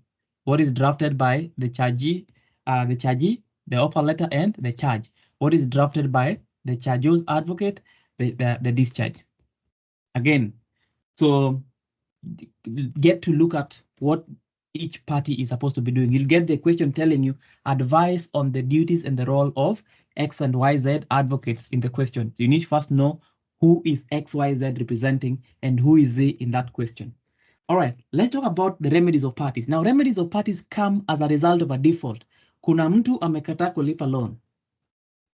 Okay, now that person is called the charger. So we start with the charger's remedies.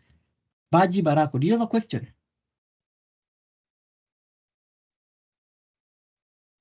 No, it was an older. All right, so the charger's remedy. The charger is a person that has charged the property. He has not paid the money. What is supposed to happen if the charger has refused to pay the money, or if he has refused the money? What are his remedies if he has refused to pay? When he fails to pay, what are his remedies? The first one which kicks in immediately, is called the equity of redemption. That is the first remedy, the equity of redemption. Guys, this is a very important right. It's a very important right for anyone who is taking a loan, the equity of redemption. Okay? Now, the moment you default, you are supposed to have what we call the equity of redemption as your first remedy. What is the equity of redemption? The equity of redemption comes from the constitutional right of every person to own a property. You have a right to own a property. Okay? You have a right to own a property. Are we together? You have a right to own a property. Okay? Now, we are saying that even after you default, you still have that right to own the property. So the bank cannot say that, hey, wewe umedefault, hii property tumeenda nayo, hii imeenda. The bank cannot say that because you have the right to get the property back once you pay. So what does the equity of redemption say?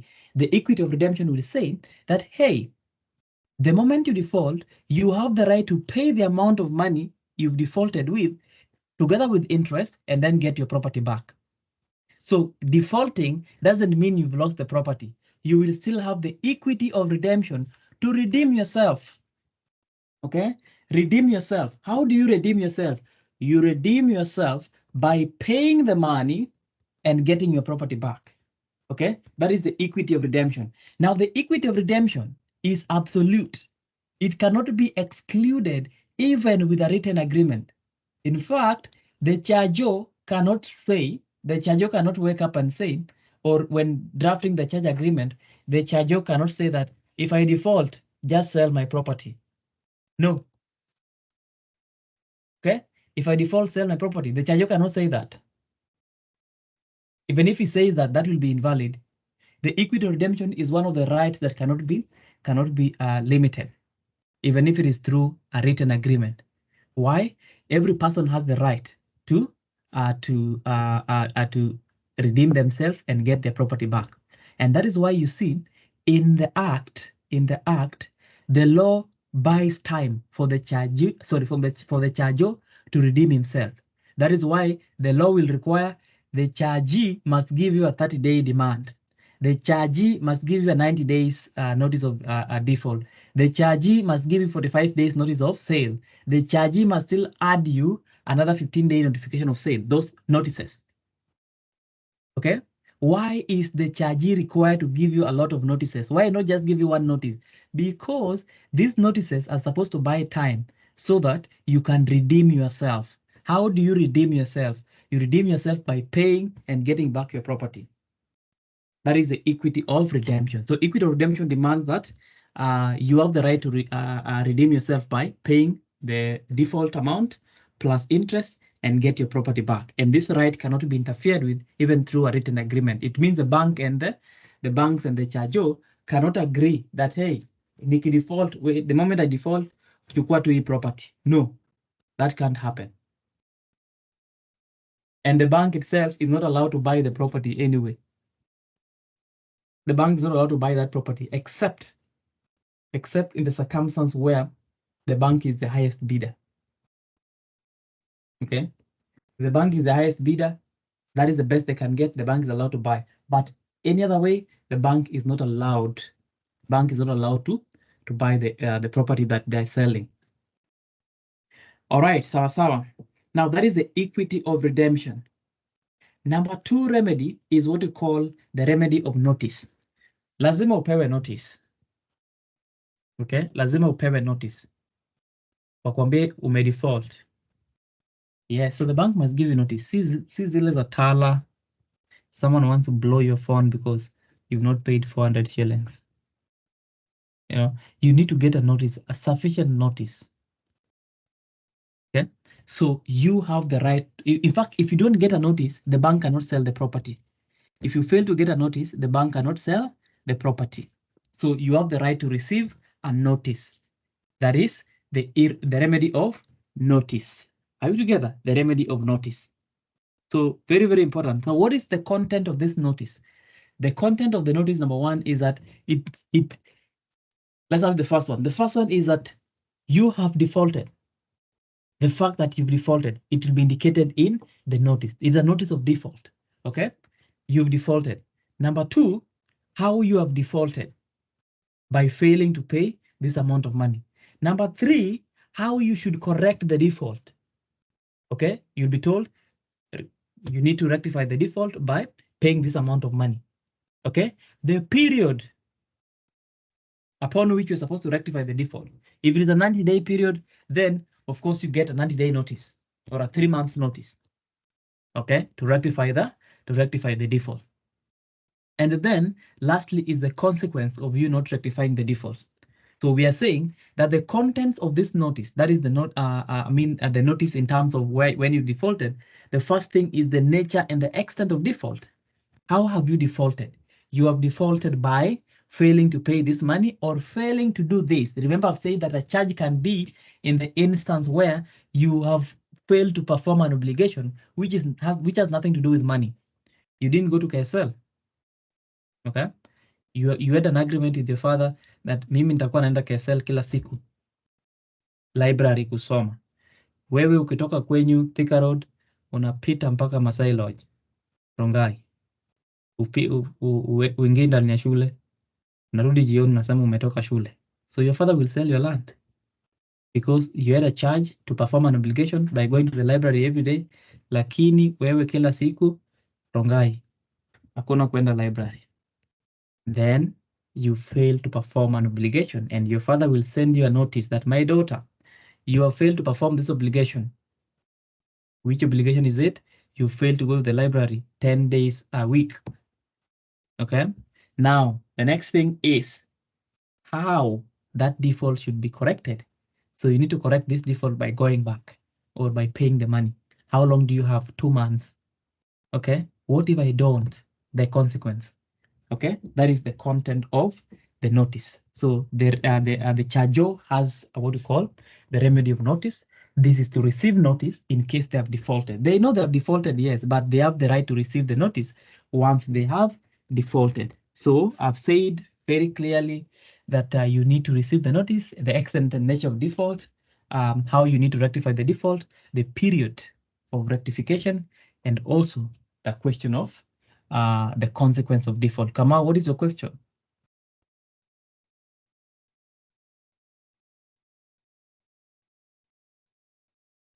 Kamal Wangari, your hand was up. Anyway, sawa. So that is the remedy, the remedy of notice. The third one is called damages. You can go to court and claim damages if the bank is playing with you. For instance, the bank has now sold your property without valuing it. They have sold it at a loss. So you have the right to go to court and sue the bank for damages. Okay. At the same time, you can go to court for injunctions. Injunctions, normally permanent injunctions, to restrain the bank from selling your property. And this normally you get through a plaint. Just go through a plaint and you sue the bank for trying to sell your property irregularly. So you get injunctions, so damages, injunctions, and then of course you have the power to reopen the charge. The remedy of reopening the charge. Okay, reopening the charge simply means that you don't agree with the charge. You think the charge is unconscionable, like those national bank charges where interest rate was 48%. You get a loan and the interest is 48%. So you will pay until your children will pay, the children of your children are still paying.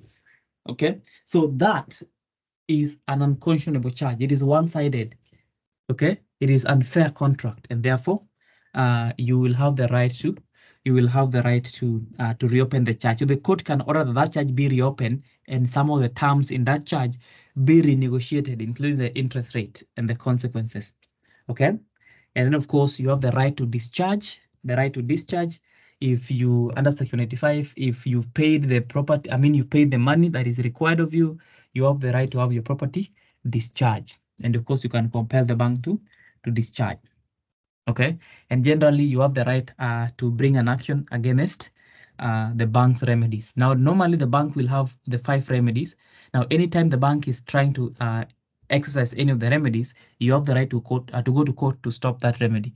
That is called an action against the bank's remedies. So you can go to court to get an injunction, restraining order, to anything you want to pray for the court. From the court. You have that right. So those are the remedies of the charge. The charge. I've said the first one is equity of redemption.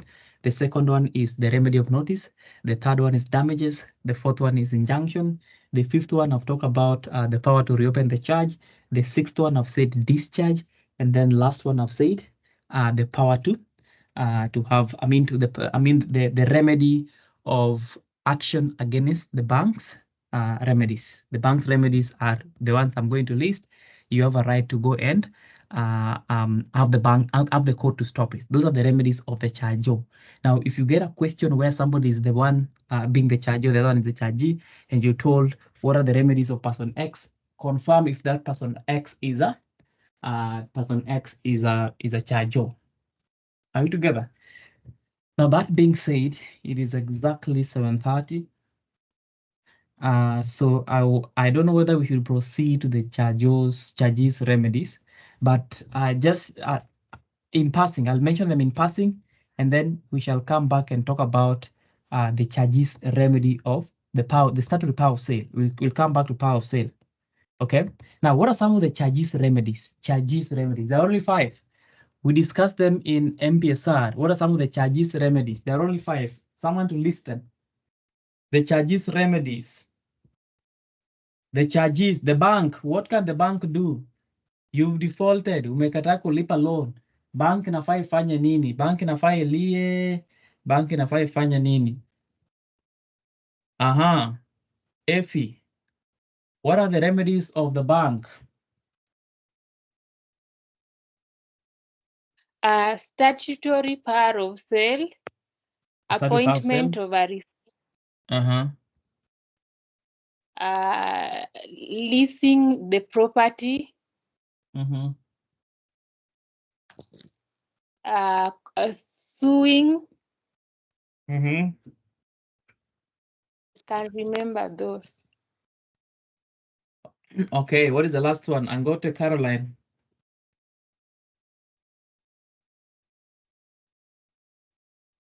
Ngote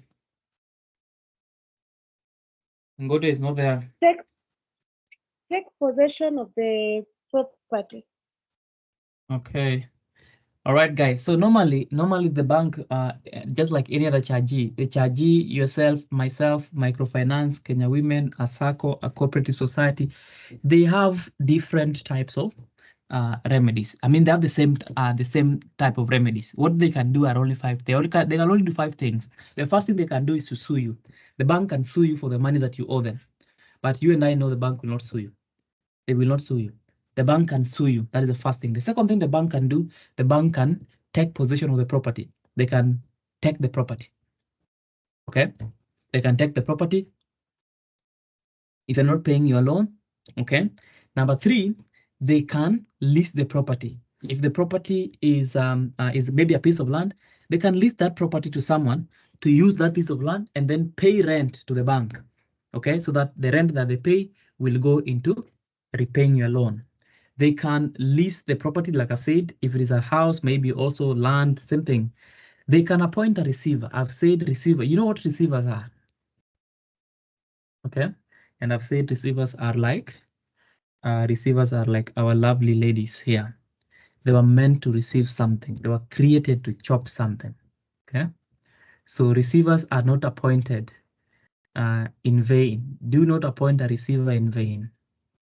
Okay.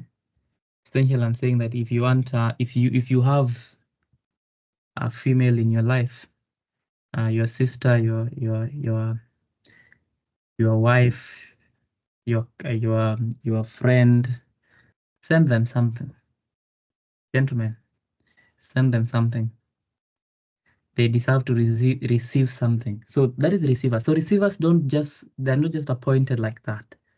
Okay, receivers are supposed to receive something. So what are they receiving? The income. So if this property that we're talking about is an income generating property, for instance, it's a house where the tenants rent, we shall appoint a receiver over that rent so that the receiver can receive the rent and then send that rent to the bank. Okay, you can appoint a receiver. And then, of course, lastly, the bank can exercise their statutory power of sale. The bank can sell the property And that is the one that they will do most of the time. Most of the time, the bank will not blink. They will sell the property at the first chance they get. The first chance they get, they sell the property. So that is the statutory power of sale. So in the next class, we shall talk about the exercise of the statutory power of sale. What needs to be done from section 90 all the way to 97? What needs to be done when the bank is exercising their statutory power of sale together with all other remedies? I mean, all other remedies, yes. But normally I've said the notices are the most important thing. The bank must give notices. So the first notice is a 30-day demand. The 30-day demand, that is the first thing the bank will give you under section 90. The next thing is a 90-day notice, 90-day notice of default. 30-day demand, that is the name of that document, is a 30-day demand. The next one is a 90-day notification of default. 90-day notification of default, that is the name of that notice.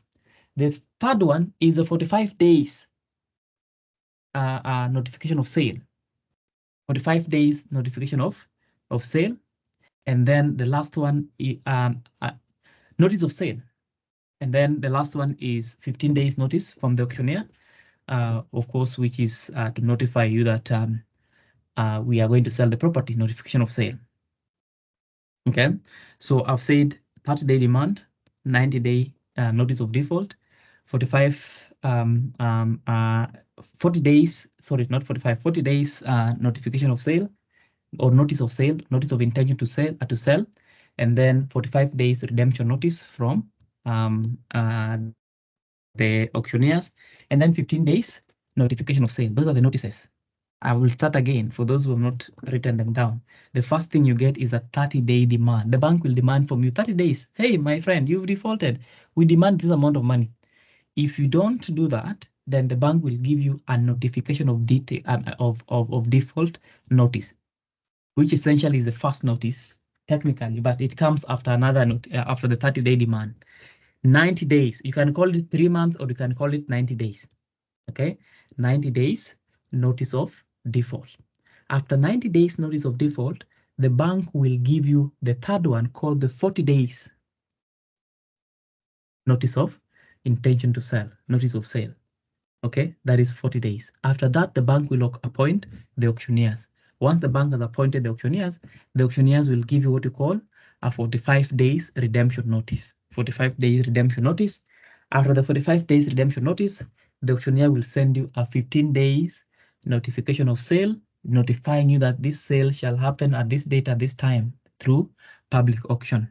And then your property will go at the fall of the auctioneer's hammer. That is, those are the notices that we'll talk about in the next class. We'll talk about them in the next class. But essentially, we're just done with that remedy. But anyway, we'll discuss them in the next class, and then we shall connect that with variation of charges, and then we shall start the last main topic, which is the rights in alieno solo. After the rights in alieno solo, we shall resume to something else. Now, in the next class, next week, we are resuming to having 2 commercial classes. We're going to have 2 commercial classes because we're almost done with conveyancing. So 2 commercial classes, Wednesday and Sunday, as per the timetable. Conveyancing is done. We just have 1 topic to go. We'll talk about conversion of titles, change of user, leases, extension of leases, renewal of leases, community land, and we're just done. It's a very short thing, by the way. Si mingi sana. Okay, so don't be tensed. You've gone through everything. So we meet in the next class, that is on Thursday, to talk about the remaining part of charges, and then conclude with the rights in alieno solo. And then after that, we will just have 1 class to complete conveyancing, and then we shall start the past paper revision and see what we might have covered. Tuko sawa? Are we together? Yeah. All right, sawa. Questions? Sawa. Questions? Yes, Jackton. Yes, Amisi Amari. Yes, my question is now, let's say that after the first charge, you take a second charge, yeah?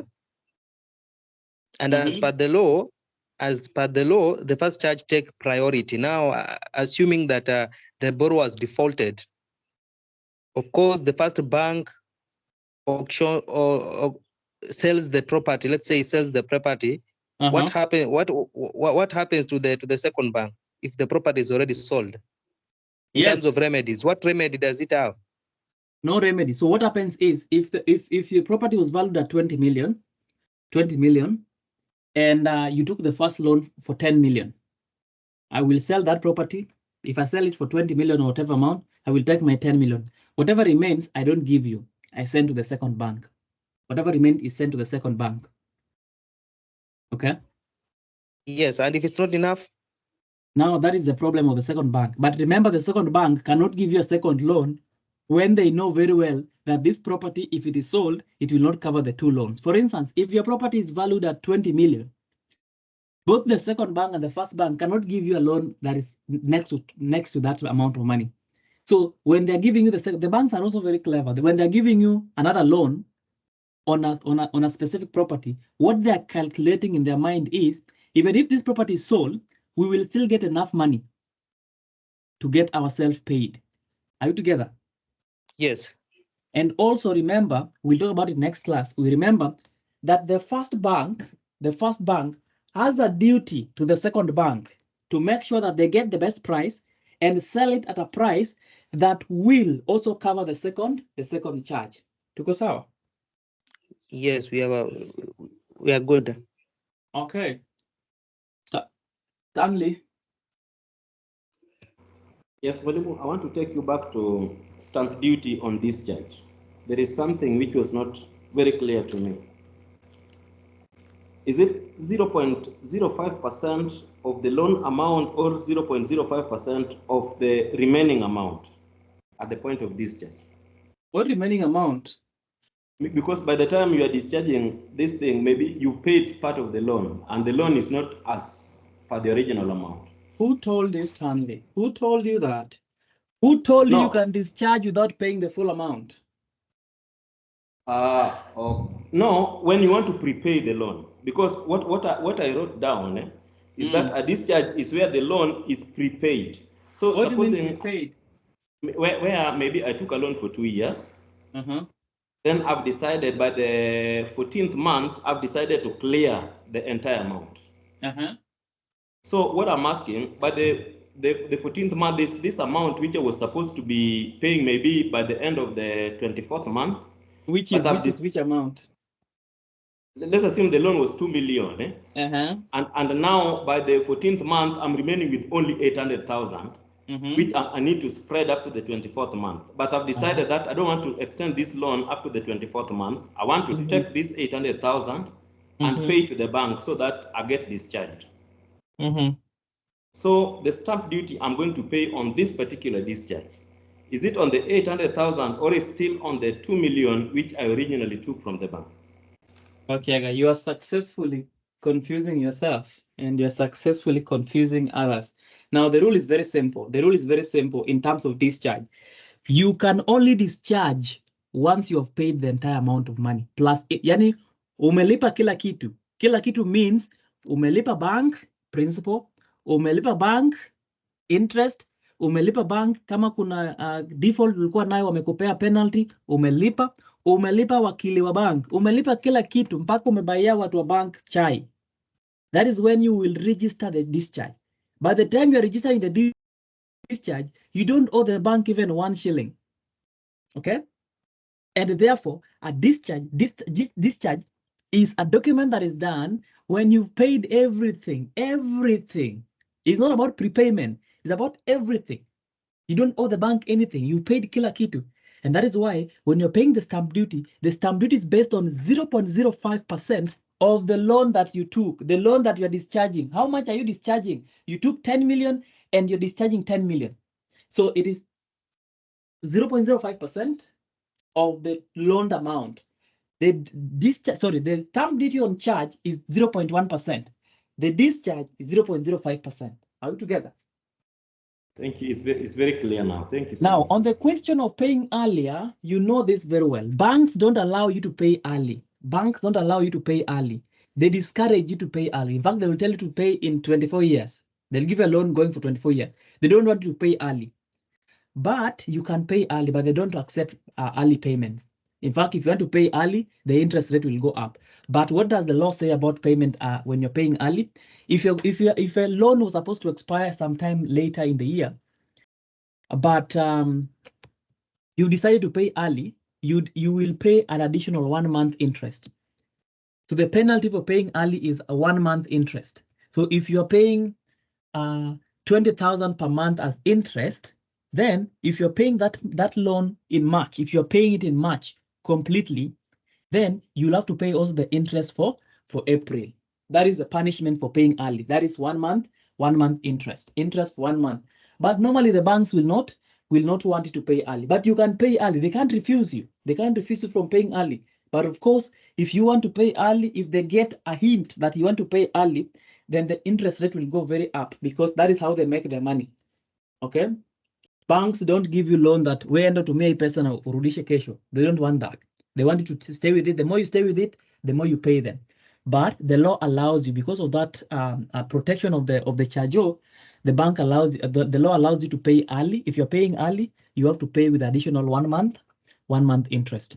So if you're clearing the entire loan in March, you pay, if it is an early payment, you pay up to April, the interest for April, which is now the punishment for you returning the money early. The bank doesn't want the money back. Tuko sawa Wakiaga? Yeah, we are okay. We are okay. Thank you so much. All right, guys. So that is it for now. I don't think there's another question. I will stop the recording. You know the rules about recording.